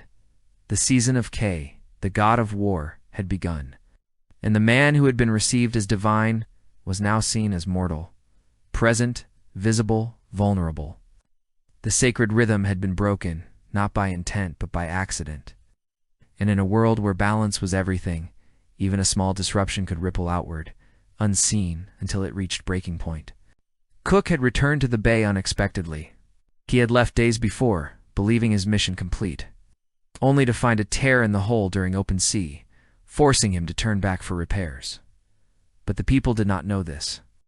To them, the departure and sudden return broke the rhythm of things. The sacred had become erratic. The balance was disturbed. When the Endeavour reappeared on the horizon, the welcome was not the same. There were no chants of greeting, no garlands offered, no children running to meet the boat. Instead, there was stillness, not hostile, not angry, but watchful. The canoes that once surrounded the ship kept their distance. The eyes along the shore followed every movement, not with curiosity, but with caution. Cook sensed it immediately. He stood on the quarterdeck, hands on the rail, scanning the beach, the trees, the faces he had come to recognize. The elder who had shared poi with him now standing apart, arms crossed. The boy who had shown him how to fish with a hook made of shell, now watching in silence. The woman who had taught him the word aloha, now turning away. Something had shifted beneath the surface, like a current changing direction without warning. He did not understand the full meaning of the rituals, the cycles of the year, the sacred calendar that governed life here. He knew only fragments, what had been translated, what had been observed, but he felt the change. He felt the withdrawal. And yet, he did not retreat. He did not wait. He did not seek counsel. He believed order must be maintained, that authority must be upheld. The theft, the disappearance of a cutter, could not go unanswered. In that moment, he stepped across a line he had tried so hard to avoid. He was no longer a guest. He was a man making demands, though he carried no weapon openly, though his face remained calm. The intention behind his actions carried weight far beyond the moment. It was not cruelty. It was principle. And sometimes principle moves like a stone dropped into still water, small, inevitable, devastating. Then came the small thing that began the unraveling. A cutter, one of the ship's small boats, went missing overnight. It had been left near the shore during a peaceful exchange, and in the morning it was gone. No one claimed it, no one explained. But Cook did not hesitate. He believed it stolen. He believed restitution was necessary. Without consulting the elders, without seeking understanding, he decided to take action. Not with violence, but with what he thought was justice. He would go ashore, not to trade, not to talk, but to demand the return of the boat by taking something in return. The life of Kalani Jipuyu, the chief who had treated him with dignity since his arrival. It was not a decision made in anger, not out of vengeance, but in principle, the belief that order must be maintained, that theft could not go unanswered, that authority must be preserved. Yet in that moment, he forgot the first rule of presence, that to be welcomed is a gift, not a right, that respect must be renewed, not assumed, that the world does not revolve around logic alone, but around rhythm, timing, the invisible threads that bind people to each other. He did not see the fear in the eyes of his men as they loaded muskets. He did not hear the silence of the shore. He did not notice that the conch shell, which had sounded each morning, did not call today. He saw only the missing boat, only the breach of trust, only the need to restore balance. According to his own terms, so at dawn, he led a party of armed Marines toward the shore. Their steps firm, their muskets loaded, their bayonets fixed. Or his uniform, polished buttons catching the early light, his hat set squarely on his head. It was not the attire of a friend, but of a captain asserting authority. As they approached the beach, the air grew heavier. Dogs barked once, then fell silent. Women gathered children close. Men emerged from shelters, not with weapons, but with presence, their bodies forming a loose line between the visitors and the village. Cook walked forward, gesturing toward the chief, indicating his intention. Kalani Jipu, you stood still, his face unreadable. He did not resist, did not flee. He simply waited, as if accepting whatever was to come. But then, from the edge of the crowd, a woman cried out, not in anger, not in defiance, but in sorrow, a sound so raw it cut through the tension like a knife. Others joined her, murmurs rose. Stone was thrown, not at Cook, but near him, a warning. He turned, raised his hand, perhaps to calm his men, perhaps to signal retreat. In that instant, someone lunged. A spear flashed in the sun, then another. Cook stumbled, fell to one knee, tried to rise. A Marine fired. Chaos unfolded. Shouts, smoke, running figures, the crack of musket fire echoing across the bay. By the time it ended, Cook lay motionless on the black sand, blood mixing with seawater, his body half in the surf, half on shore. The man who had mapped coastlines, who had forbidden cruelty, who had sought to see the world clearly, died not in battle, not in glory, but in misunderstanding. A single misstep in a chain of quiet moments that had been building for months. And then silence. Not the silence of peace, but of shock. The firing stopped. The shouting ceased. Even the waves seemed to pause. The Hawaiians did not cheer. They did not celebrate. They looked at the body with solemn eyes, not of hatred, not of triumph, but of finality. One elder knelt beside him, touched his forehead, then closed his eyes. Another covered him with a cloak of red feathers, not as mockery, not as disrespect, but as honor. To them, he was not an enemy. He was a man whose time had ended, and in their tradition, such a figure was not discarded but recognized. His bones were taken not as trophies but as sacred, because to them, the mana, the spiritual power, lived in the body even after death. They washed his face with fresh water. They wrapped his limbs with care. They carried him away not in haste, but in ceremony. His ship was left untouched. His men were allowed to leave in peace. Nothing was burned. Nothing was looted. Only the silence remained, deep and vast, spreading across the water like a shadow.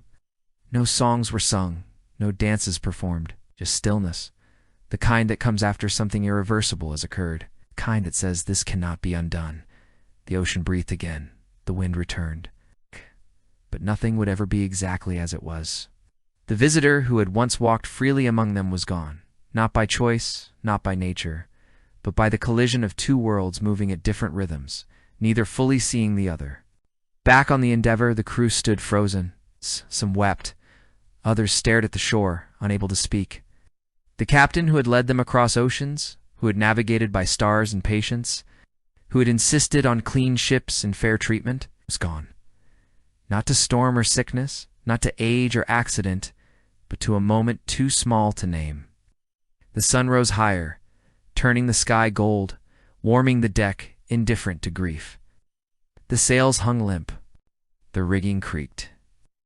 The cook's journal lay open in his cabin, the last entry unfinished, the ink slightly smudged, as if he had paused mid-sentence. A cup of tea sat cold beside it, forgotten.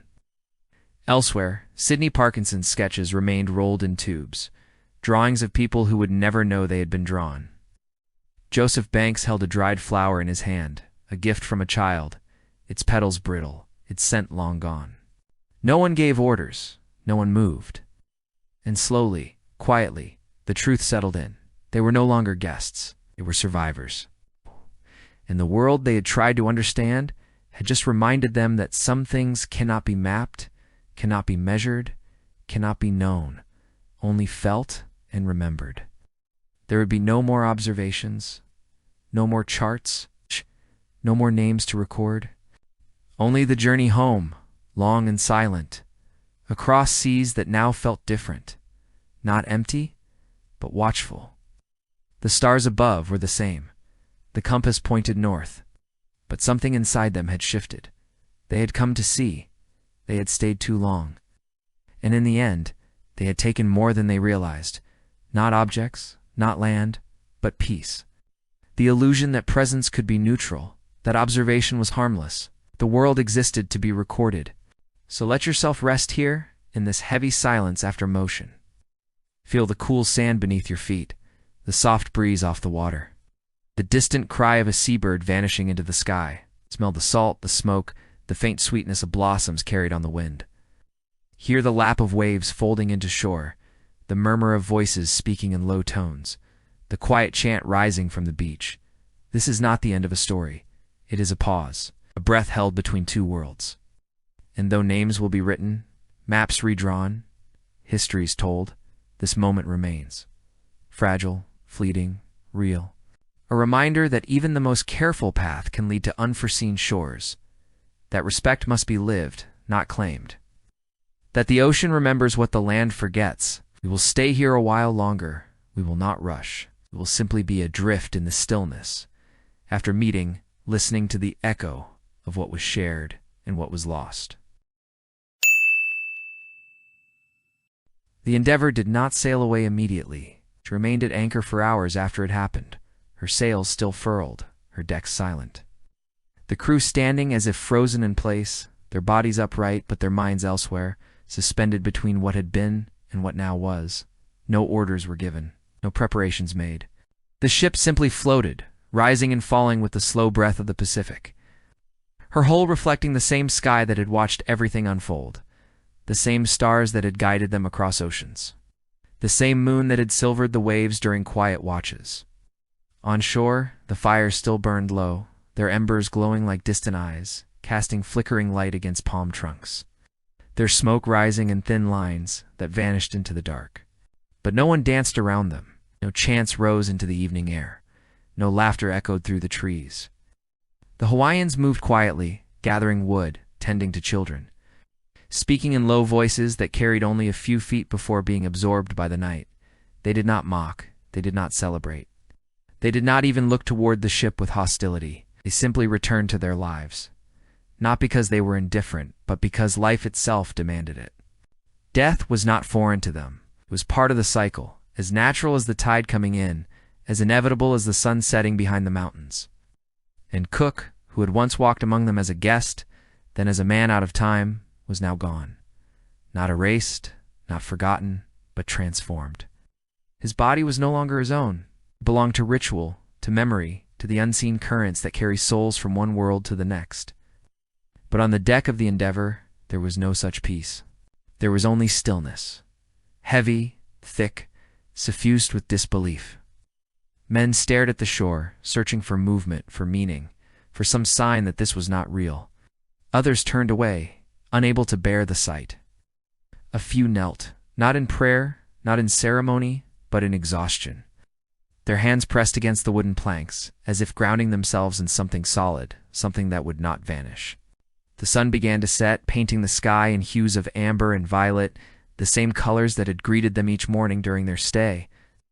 But now, the beauty felt distant, almost cruel in its indifference, as if the world continued not out of joy, but out of habit, turning without regard for those left behind. When the decision was finally made to leave, it came without ceremony. Charles Clerk, the new captain, gave the order softly, his voice strained, as if speaking too loudly might break something fragile. A cup of tea, a memory, the last thread of composure. Slowly, the crew began to move, coiling ropes, raising sails, checking rigging. Their motions were precise, but devoid of energy, as if their bodies remembered how to work, while their minds remained elsewhere, caught in the echo of what had happened. As the anchor was hauled up, link by groaning link, the sound echoed across the water like a lament, each metallic clink marking another step away from the place where their captain had fallen. The sails caught the wind gently, swelling like lungs taking their first breath after long silence. The ship turned slowly, her bow pointing away from the bay, away from the black sand where Cook had lain half in the surf, half on shore, away from the trees that had sheltered them. The paths he had walked, the stones he had touched, from the shore no one waved, no conch shell sounded. Only the waves folding into rock marked their departure, their rhythm unchanged, as if the sea had already accepted what the men could not. And yet, someone was watching.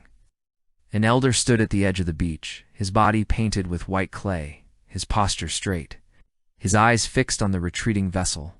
He did not speak. He did not gesture. He simply stood until the ship vanished beyond the headland, swallowed by the curve of the island. Then he turned and walked back toward the village, leaving no trace but footprints already being erased by the tide. He did not mourn. He did not rage. He simply knew that some meetings are meant to end, and that the ocean always takes back what it lends. Back on board, silence reigned. Not the silence of calm, not the peaceful quiet of a ship at rest, but the silence of absence. The kind that settles when a presence has been removed, leaving behind a shape in the air, a weight in the heart. Cook's cabin remained untouched. His journal lay open on the desk, the last entry unfinished, the ink slightly smudged as if he had paused mid-sentence, unaware that time had run out. A cup of tea sat beside it, long cold, its surface coated with dust, a fly having landed and departed, leaving tiny ripples in the film. His coat hung on a hook, neatly folded, as if expecting him to return at any moment. To sit at the desk, dip his pen, continue writing. The men avoided the room, not out of fear, not superstition, but out of respect, or perhaps sorrow. They had followed him across oceans, through storms and scurvy, through uncharted waters and unknown skies. They had trusted his judgment, admired his precision, relied on his quiet strength. He had never raised his voice. He had never struck a man. He had insisted on clean ships, proper food, airing of bedding, small acts that saved lives, that earned loyalty, not through fear, but through care. And now he was gone. Not to age, not to illness, not to the slow surrender of years, but to a moment so small it could barely be named. A stolen boat. A misunderstanding. A single step onto shore at the wrong time. They had seen him as a leader, a navigator. A man who brought order to chaos, who measured the world with patience and care. But in the end, he had been undone by the very thing he had tried so hard to avoid, the illusion that knowledge could protect him from humanity, that maps could account for meaning. That observation was neutral, and in that realization there was a grief deeper than loss, the grief of knowing that even the most careful life can end in error, not of character, but of timing. In the days that followed, the ship moved forward, but the crew did not. They ate, they worked, they kept watch, but something inside them had fractured. Conversations were brief. Laughter did not come. Even the scientists who had filled notebooks with observations now wrote little. Joseph Banks closed his specimen boxes and did not open them again. Sidney Parkinson stopped drawing. The art of seeing, which had once felt like reverence, now felt like intrusion. What right did they have to record a world that had just reminded them of their limits? They had mapped coastlines, classified plants, documented customs, all with care, all with intention, all believing they were preserving truth. But none of it had prepared them for this. None of it had taught them how to grieve, how to carry the weight of a life ended not by nature, but by the collision of two worlds moving at different rhythms. Governed by different calendars, different understandings of sacredness, they had believed in progress, in science, in the power of observation. But now they understood. Some things cannot be measured. Some losses cannot be recorded. Some truths are felt in the silence after motion, in the space between breaths, in the way the ocean continues to move even when a man does not. They looked at their instruments, sextants, compasses, chronometers, and saw them not as tools of clarity, but as reminders of their blindness. They had charted latitude, but not intention. They had drawn coastlines, but not consequence. And in that quiet reckoning, a new awareness began to grow. Not loud, not sudden, but steady, like the tide returning. And yet beneath the grief something else began to grow. Not pride, not justification, but a quiet awareness, like moss spreading over stone, unnoticed until it covers everything. They had not failed because they were cruel. They had not come with war, with fire, with chains. They had failed because they were human, because they assumed understanding where there was only partial sight, because they believed that rules applied equally across worlds, when in truth, every culture carries its own invisible map, written in chant, in gesture, in the timing of seasons. Cook had taught them to navigate by stars, but no chart could show them how to read the tension in a crowd, the shift in a season, the sacredness of timing. He had forbidden theft, insisted on fairness, protected the weak, and still he had stepped across a line. It's not out of arrogance, not from malice, but out of principle. And in that contradiction, There was a lesson deeper than any latitude, that even the most careful path can lead to unforeseen shores. That respect must be lived, not claimed. That presence is not neutral. That to witness is to change what is witnessed. These thoughts did not come in words. They came in glances, in pauses, in the way a man would stop before taking a fruit from a tree, hesitating, remembering.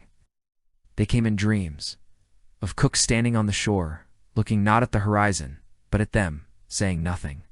They came in the way the stars seemed dimmer now, as if morning. And slowly, without announcement, the crew began to see differently. Not the world, not yet, but themselves. Their place within it, a responsibility not just to explore, but to honor. At night, when the stars burned with fierce clarity, some of the crew stood on deck, looking not at the sky for navigation, but for comfort. They traced the Southern Cross, the Pleiades, the Milky Way constellations Cook had used to guide them, names he had spoken with reverence. They remembered his voice, low and steady, explaining angles and tides, correcting errors without shame. They remembered his calm in storms, his patience with error, his insistence on clean ships and fair treatment. He had not been perfect. He had made decisions that led here. But he had tried. And in trying, he had shown them not just how to sail, but how to see, even if in the end he had not seen far enough. Oh. They did not speak of him often. But when they did, it was in whispers, as if afraid of disturbing the sea's memory. They did not call him a hero. They called him the captain, with reverence, with sorrow, with the quiet love reserved for those who led not by force, but by example. And sometimes, in the deepest hours of the night, a man would stand alone on the quarterdeck, hands on the rail, feeling the gentle sway of the deck, the soft creak of wood, the endless rhythm of the waves. He would close his eyes and imagine Cook doing the same. Years ago, on a different sea, looking not for land, but for understanding. And in that moment, the loss felt not like an end, but like a continuation. A quiet presence, still walking beside them. Not in flesh, but in memory, in the way they now paused before acting, in the way they listened more than they spoke. So let yourself rest here, in this long passage across the open sea. Feel the warmth of the sun on your skin, the gentle sway of the deck beneath you, the soft creak of wood and the stillness between waves. Imagine the weight of his journal in your hands, the careful script of his entries, the blank pages waiting to be filled. This is not a journey of haste. It is a pilgrimage of patience. Each day carries them forward, not toward glory, but toward sight. Toward the moment when the first island will rise from the ocean, not as a prize, but as a presence. You are not far from it now. You are floating in the space between what was and what will be, listening to the quiet steps of a journey just beginning. There is no need to rush. There's only the rhythm of the sea, the breath of the wind, the slow turning of the world. Rest here. Breathe deeply and know that you are not lost. You are exactly where you need to be, carried forward by something greater than yourself, toward a horizon that waits, quietly, for your arrival. The Endeavour did not carry only wood, rope, and salted meat on her return journey. She carried something far heavier, though invisible to the eye. Knowledge. It's not just coordinates or sketches, not merely names recorded in careful script, but a new way of seeing the world, drawn with such precision that it could not be ignored. As the ship moved westward, crossing the Pacific, rounding the Cape of Good Hope, and finally entering the Atlantic, the crew remained quiet, their steps measured, their voices low, as if afraid to disturb the silence that had settled around them since Kealakuchua Bay. They spoke little of what had happened. They did not debate blame. They did not seek meaning. They simply carried forward what was left, the instruments, the journals, the drawings, the seeds pressed between pages, the shells wrapped in cloth, the memories folded into silence. But below deck, in the hold where instruments were stored and journals kept under lock, the weight of what they carried began to reveal itself. Cook's maps, his charts of New Zealand, of the eastern coast of Australia, of Tahiti, of Tonga, of the Hawaiian Islands, were not merely drawings. They were invitations. Invitations to follow, to verify, to claim. And though he was gone, though he would never see a printed copy of his work, his lines on paper would outlive him, spreading across Europe like ink through water, reshaping how the world understood itself. His handwriting, careful and steady, recorded not just latitude and longitude, but angles of reefs, depths of bays, directions of currents, details so accurate that future navigators would sail by them for decades. He had taken soundings constantly, measured tides at dawn and dusk, noted the color of the water near shoals, the behavior of birds signaling land, the texture of the seabed brought up in wax from lead lines. He had insisted on accuracy not for fame, but because he believed the world deserved to be known truthfully, not twisted by myth or ambition.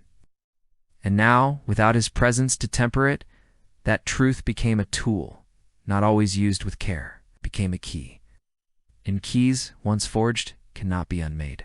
And yet the world that received this knowledge was not the same one Cook had left.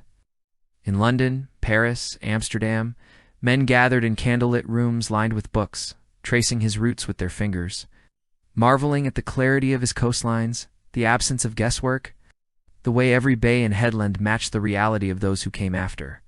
They called him a hero, a pioneer, a master navigator, words he would have found uncomfortable, perhaps even foreign. They celebrated the discovery of lands he had simply seen, aiming capes and bays after admirals and kings, redrawing borders as if the people who had lived there for centuries had not already done so in their own ways. Cook's name appeared in newspapers, in lectures, in royal courts. Statues were planned, songs composed, poems written in his honor, but none of them spoke of the elder who closed his eyes on the shore, or the child who offered a flower, or the moment when a garland was placed around a foreign neck, not as submission, but as welcome. The nuance was lost. Grief was forgotten. What remained was triumph, a story of conquest disguised as exploration, of progress without consequence. And slowly, quietly, ships began to follow. Not just naval vessels, but merchant traders, whalers, missionaries, settlers, each carrying something different, but all moving along paths first charted by a quiet man from Yorkshire who had sought only to see clearly. They came not to observe, but to take, not to learn, but to convert, not to meet, but to claim. And the islands that had once welcomed a ship with curiosity now learned caution, then resistance, then sorrow. The canoes that once approached in friendship stayed farther from the reef. The songs that once rose at sunset grew quieter. The elders taught their children new words, not of greeting, but of warning. And the sea, which had once carried visitors gently, now seemed to remember the weight of their presence. The lagoons that had shimmered with life began to change. Forests thinned, animals disappeared, languages faltered. And all of it traced back in some small way to the precision of a pen on paper, to the confidence of a line drawn across an unknown sea. But within this growing tide of movement, another kind of legacy also took root. Quieter, slower, less visible, but no minnows real. Among scientists, naturalists, and thoughtful navigators, Cook became a model of methodical observation, of patience, of humility before the unknown. He had not rushed. He had not assumed. He had measured twice, written carefully, corrected his errors. He had insisted on accuracy not for glory, but because he believed the world deserved to be known truthfully, not distorted by prejudice or haste. Young navigators studied his logs, not just for technique, but for tone, the absence of arrogance, respect for local knowledge, the way he recorded what he did not understand, instead of inventing an explanation. Some even adopted his routines, airing bedding daily, serving sauerkraut to prevent scurvy, learning basic phrases before landing, forbidding theft, insisting on fair exchange. These were small acts, but they saved lives. And in that practical care, a different kind of honor grew, not in statues, but in the way a captain might pause before firing a musket, remembering that a single misstep could unravel months of trust. His journals, published years later, revealed a man who doubted, who questioned, who wrote of beauty more often than victory. He described the laughter of children, the skill of canoe builders, the dignity of elders, not as exotic curiosities, but as evidence of full societies, complete in themselves, living in balance with tide and season. Readers who expected tales of savages and gold found instead reflections on harmony, on the quiet superiority of lives lived in connection to land and sea, and for some, this planted a seed, not of empire, but of humility. A few missionaries, arriving decades later, would speak of him not as a conqueror, but as a warning, a man whose final mistake proved that even the most careful guest could disrupt the sacred rhythm of a place. They remembered how he returned stolen items, how he walked without claiming, how he listened more than he spoke. And in that memory, they tried, some of them, to do better. Meanwhile, in the Pacific, the memory of Cook endured, but not in the way Europe imagined. On Tahiti, elders still spoke of the pale man who walked without haste, who accepted food with gratitude, who returned stolen things, who stood quietly during ceremonies, watching more than speaking. They did not call him Lono, they did not worship him. But they remembered him not as a god, but as a man who came, saw, and left a mark, whether he meant to or not. In Aotearoa, Mbori historians noted his visit not as a beginning, but as a turning point, the moment when the horizon changed. When distant sails became more than a dream, when the world beyond the sea ceased to be legend and became threat, they studied his maps not to celebrate, but to understand how others saw their land, reduced to lines, stripped of spirit, named over older words. In Hawaii, stories were passed down not of a god named Lono, but of a chief from a distant land who arrived in a great house of wood, who broke protocol, and whose death marked the end of a season. These were not myths distorted by time, but oral histories preserved with care, told under stars unchanged since his arrival, reminding younger generations that contact was not always peaceful, that presence carried weight, that even well-intentioned guests could disrupt balance. His name was remembered but not worshipped. It was mentioned but not glorified. It existed within a larger story, one of arrival, change, and consequence. In that telling, there was a quiet warning, that to be seen is to leave a mark, whether you intend to or not, that even a life spent seeking understanding can end in misunderstanding, that the most precise map cannot chart the human heart nor the rhythm of a people's soul. Back in England, his widow, Elizabeth, lived quietly for decades, surrounded by letters, journals, and the memories of a man who had spent more time at sea than at home, never remarried. She raised their children with care and instilled in them the values he had lived by: honesty, duty, restraint. When visitors came asking about the great Captain Cook, she spoke little of fame. She spoke of his kindness, his patience, his love for the stars, how he would sit by the window at night, even on land, as if still feeling the motion of the sea. She kept his coat folded in a chest, his sextant wrapped in cloth, his last letter unread for years, too painful to open. And when she died, she left behind no demands for monuments, no claims to glory, only a life lived in the shadow of a man whose absence was felt not in grand gestures, but in the quiet moments. A chair left empty at dinner, a book left open on a table, a window facing the sea. No statue could capture that, no painting could show it, only memory held it. Soft, persistent, alive in the spaces between words. Years later, when his journals were published, she read them slowly, page by page, recognizing his voice in every sentence. She wept not for the hero the world made him, but for the husband she had lost, the man who wrote of sunsets, of children laughing, of the smell of breadfruit roasting on coals. And in that private grief, she guarded the truth of who he was. Not a conqueror, not a discoverer, but a witness, a learner, a man who tried, however imperfectly, to see the world as it was. So let yourself rest here in this long passage between action and memory.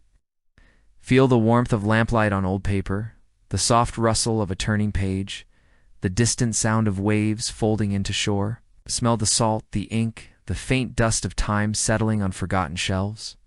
Hear the murmur of voices reading aloud, the scratch of a pen in a journal, the silence after a story ends. This is not the end of a journey. This is its continuation, not in motion, but in thought, not in conquest, but in remembrance. We will stay here a while longer. We will not rush. It will simply be adrift in the space between what was done and what was felt. Listening to the quiet echo of a life that shaped the world even as it tried not to. Time does not erase. It transforms, does not forget, but it changes the way we remember, smoothing sharp edges, blending moments together, turning names into whispers carried on wind and tide. Like grains of sand lifted from one shore and deposited on another, no longer where they began, but still part of the same story. Years pass, decades. The Endeavour is long gone, broken down plank by plank, her timbers used for other ships, other homes, her name surviving only in books, in faded engravings, in the yellowed pages of journals stored in locked cabinets. The men who sailed with Cook grow old, their hands trembling now, their eyes clouded with age, their voices softer, slower, as if speaking required more effort than it once did. But still, they speak of him sometimes. Not in public lectures, not for fame or recognition, but in quiet rooms at dusk. When the light falls softly across the floor, when the world outside has grown still, they do not call him great. They do not claim glory. They say things like, "He never raised his voice," or "He made sure we ate well," or "I saw him stand for an hour, just watching the waves." These are not grand tributes. They are small truths offered without ceremony, like shells left on a beach after high tide. And yet, in their simplicity, they carry more weight than any statue ever could, because they speak not of conquest, but of presence. Of a man who was there, who paid attention, who tried to get it right even when he didn't. One sailor, in the last years of his life, writes in a letter to his daughter, he wasn't kind because he wanted thanks. He was kind because it was how he saw the world, full of people, it's not obstacles. She keeps the letter folded in a wooden box, wrapped in cloth, passing it down through generations, not as a relic, but as a reminder that greatness is not always loud, that courage can be quiet, that leadership can mean listening more than commanding. In England, the world moves on. Cities grow louder. Steam engines begin to hum in factories, their smoke staining the sky gray. Railways cut through green hills, their iron tracks laid without asking permission from the land. The age of sail gives way to the age of industry. Cook becomes less a person and more a symbol. Carved in stone, printed in textbooks, invoked in speeches about empire and progress. Schools teach children that he discovered lands that had been lived upon for thousands of years, that he brought civilization where there was none, that he mapped the unknown as if it had waited for him.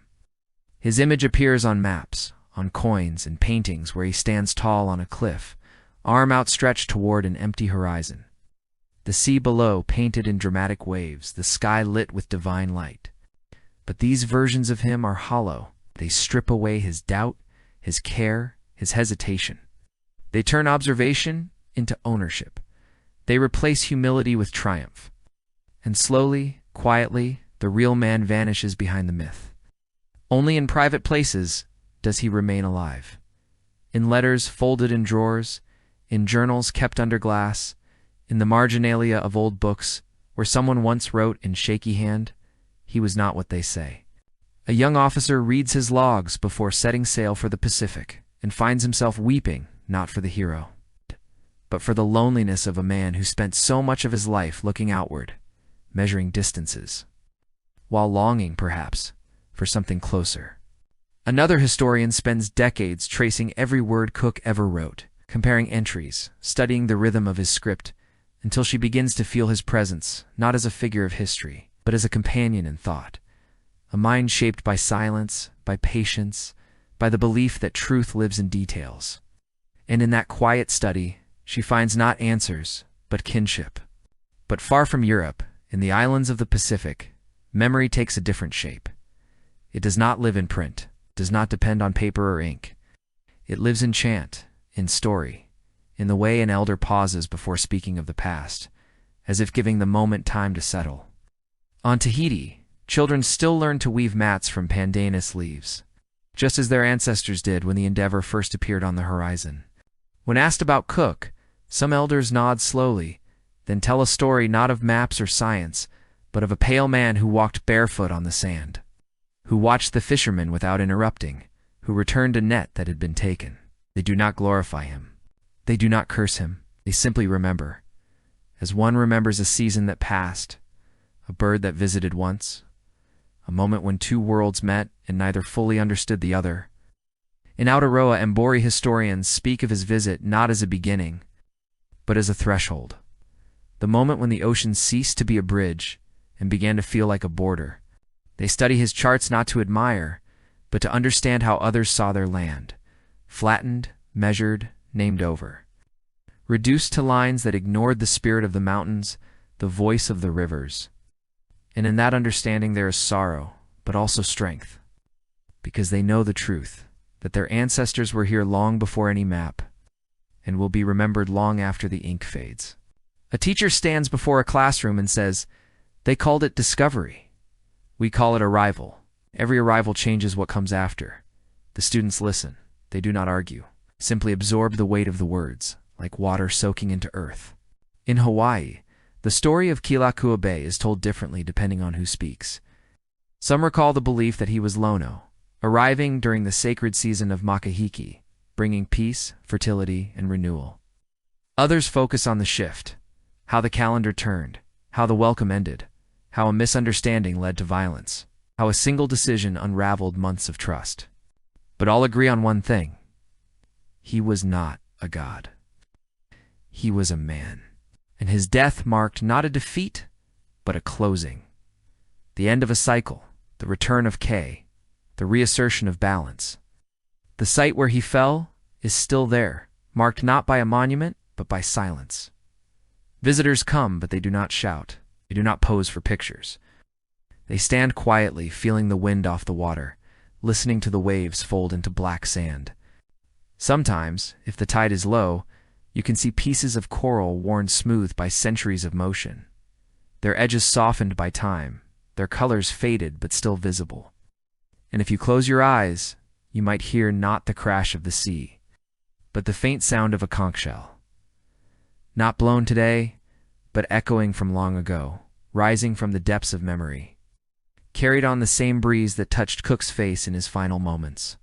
An elder stands beside a young relative and says, "We don't need statues. The land remembers. The sea remembers." And as long as we tell the story, he is not forgotten. Not as a hero, not as a villain, but as a man who came and changed everything by being seen. Back in London, decades later, a young scholar sits in a dim library, surrounded by dust-covered volumes stacked high on wooden shelves, their spines cracked, their pages brittle. She traces Cook's signature in a journal with her finger, careful not to smudge the ink. Feeling the pressure of his pen, the slight tremor in the curve of a letter. She has read the official histories, the biographies full of triumph, the speeches that turn exploration into conquest. But she keeps returning to his own words. The quiet entries. The observations of daily life. The descriptions of people not as curiosities, but as equals in dignity, as keepers of knowledge older than writing. She wonders how a man so careful, so thoughtful, so committed to accuracy could have ended as he did. Ow. Not from storm or sickness, not from age or accident, but from a single misstep in a moment no one fully understood. And in that question she finds not judgment, not blame, but kinship, because she, too, walks carefully through a world that often rewards speed over stillness, noise over listening, certainty over doubt. She closes the book gently, returns it to the shelf, and steps outside into the evening air. The city hums around her, but she walks slowly, hands in her pockets, head slightly bowed. The sky is clear. The stars are visible, even above the glow of street lamps. And for a moment, she feels not like a historian, but like a witness. Carrying forward not facts, but feeling, not data, but meaning. She thinks of the islands, of the people who still live there, of the stories passed down without paper. And she realizes that history is not just what is written, but what is felt. That legacy is not in monuments, but in memory. That to remember is to honor. Meanwhile, in a small village on the coast of Vanuatu, an old man teaches a child how to navigate by the stars. They sit on a low wall near the shore, the air warm, the sea calm, the Milky Way arching overhead like a river of breath. He points to Tukutuku, the fisherman's net in the sky, explains how its position changes with the seasons, how it guides them to reefs and tales hidden beneath the horizon. He does not mention Cook. He does not need to. But when the boy asks how they know this knowledge is true, the elder smiles and says, "Because the sea has always taught us. And because those who came later wrote it down, and we still remember, there is no bitterness. No pride, just continuity. The same stars burn above them as once guided both the voyaging canoes of old and the wooden ship from the north. And in that shared sky, there is a kind of peace, not of forgetting, but of coexistence. Of knowing that memory is not owned but shared, that truth lives not in one version, but in many, that to be seen is not to be claimed, that to be remembered is not to be controlled." The child lies back, arms behind his head, staring upward, and the elder watches him silent, knowing that this moment, this transmission, is itself a kind of legacy, older than empires, deeper than maps. So let yourself rest here, in this quiet space between past and present.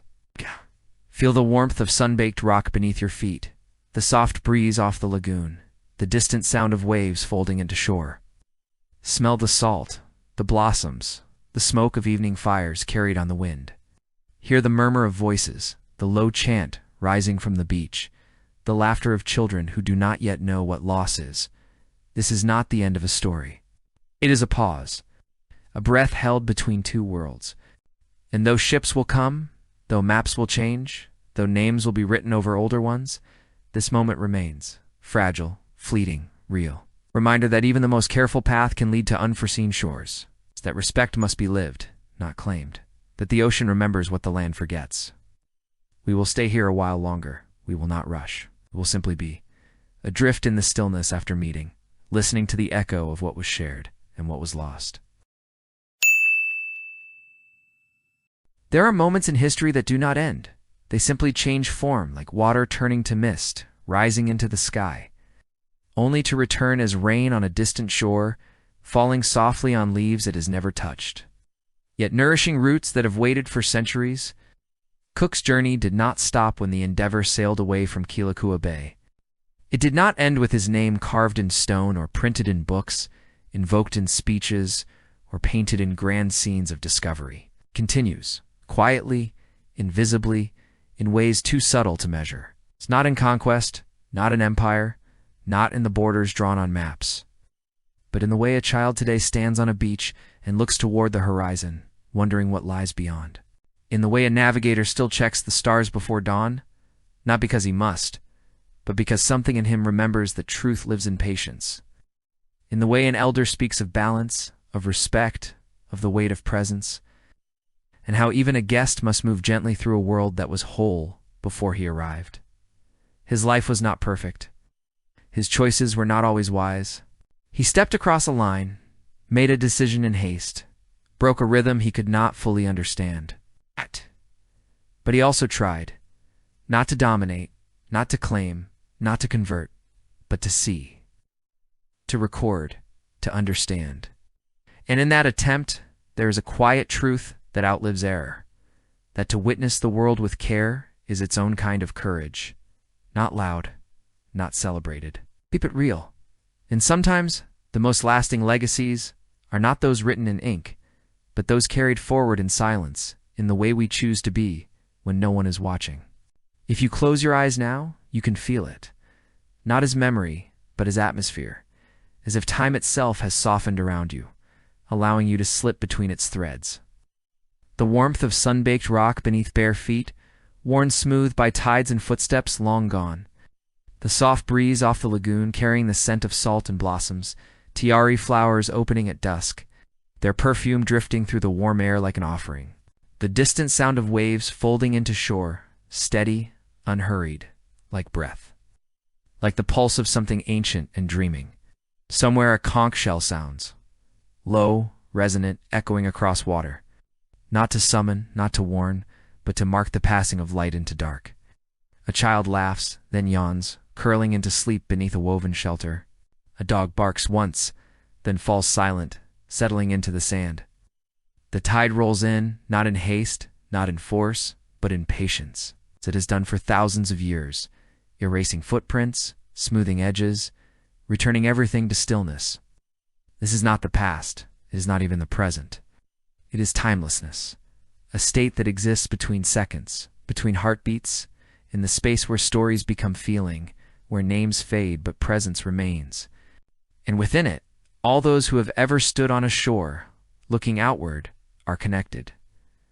By curiosity, by wonder, by the same stars burning above them. A Tahitian fisherman, mending his net by firelight. The Mbori elder chanting genealogy under moonlight, his voice rising and falling like waves. The young scientist tracing constellations in a dusty library, her finger following the arc of the Milky Way. The sailor watching the horizon at dusk, hands resting on wood worn smooth by wind and salt. The child lying on the sand, listening to the sea, already dreaming of distant shores. All of them carry something forward, not a name, not a date, not a flag planted in soil, but a sense of belonging to something vast, something older than words, something that does not require ownership to be known. And perhaps in some quiet corner of your mind, you have stood on that shore too, not in body, but in dream. You have felt the sand between your toes, cool and damp, shifting with each breath of the tide. You have felt the wind in your hair, carrying the taste of salt, the faint warmth of a sun that has traveled millions of miles to reach you.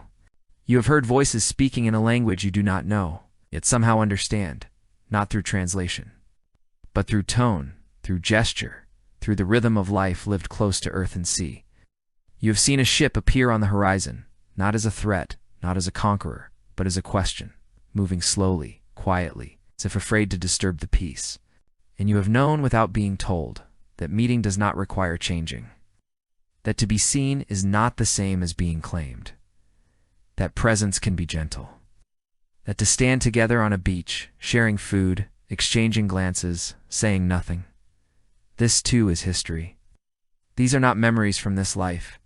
They may be echoes, fragments carried forward through time, through story, through the deep currents of human experience, passed down not in books, but in blood, in dream, in the way certain songs feel familiar even when you've never heard them. Or they may be imagination. It does not matter. What matters is that they feel true. In that feeling, there is connection.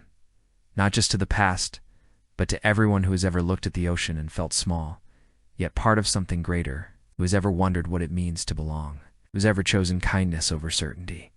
You might wonder as you drift whether any of this still matters.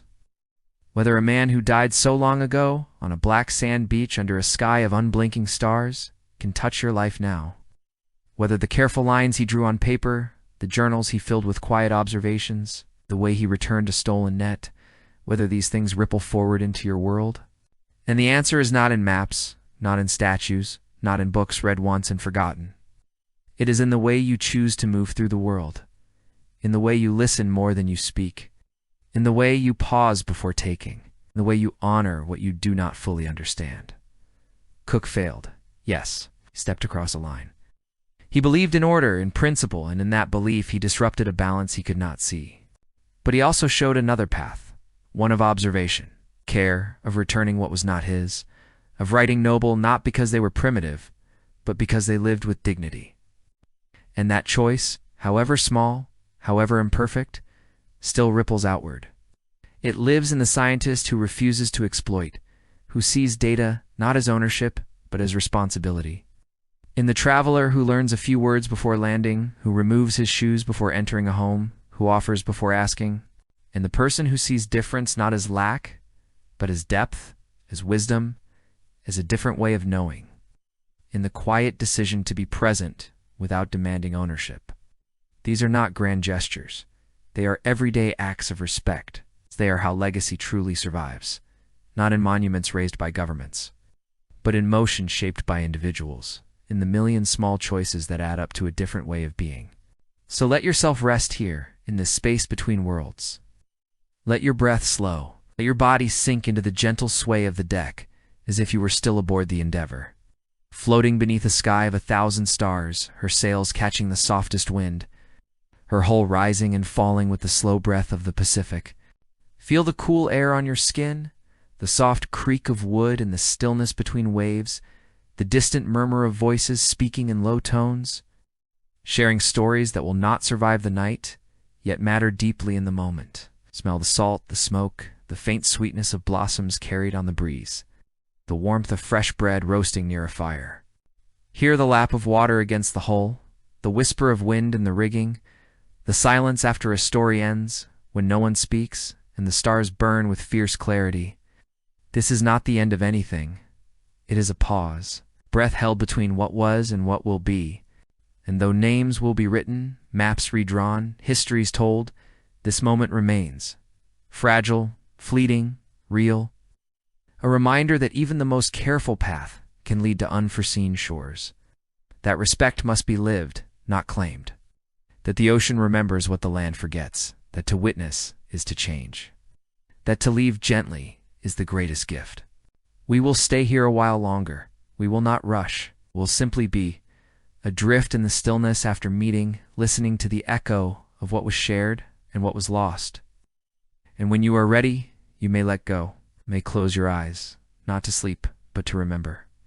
To dream, to return, in your own way, to the shore. To walk barefoot through warm sand, to hear a conch shell sound in the distance, to feel the weight of a garland placed around your neck, not as conquest, but as welcome. You do not need to understand it. You do not need to name it. You only need to be here now, in this quiet place where time dissolves, where history becomes feeling, where the past is not behind you but beside you, breathing softly, waiting not to be remembered but to be recognized. And when sleep comes, it will not take you away. It will carry you forward, gently, slowly, like the tide returning, like a ship finding its way home by starlight. And so, the ship sails on, not toward glory, not toward conquest, but toward stillness. The Endeavour fades into the horizon, her masts growing smaller against the twilight, until she is nothing more than a shadow on the water, then nothing at all.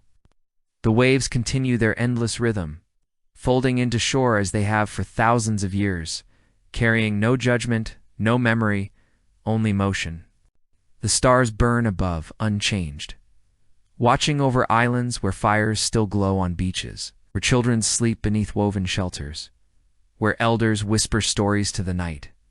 And somewhere, deep beneath the surface, currents move with patient certainty, guiding everything forward whether we notice or not. This is not an ending, it is a return. To silence, to breath, to the quiet truth that all journeys, no matter how far they go, eventually lead back to stillness. Thank you for traveling with me tonight. Thank you for closing your eyes, for letting go of the day, for stepping aboard a wooden ship drifting beneath a sky untouched by light pollution, where constellations blaze with the clarity. No modern eye can truly remember. You did not come for facts. You came for feeling, for presence, for the rare gift of being carried through time without hurry, without noise, without demand. And in that space, something gentle was shared. Not just a story, but a moment of connection, across centuries, across oceans, across silence. If this journey felt meaningful to you, perhaps leave a whisper in the comments, a thought, a dream, a memory of water, or simply rest, knowing you were here, that you listened, that you allowed yourself to drift. There is no need to do more. Just as the tide does not ask the shore to thank it, the story does not ask for praise. It only asks to be heard. You have heard it. Now, let yourself sink deeper. Let your breath slow. Let your body soften, as if cradled by the sea itself. The stars above are still there, even behind your eyelids. The wind still moves through the rigging. The ship still floats, not on water, but on memory. And you are still aboard, not as a visitor, but as part of the journey.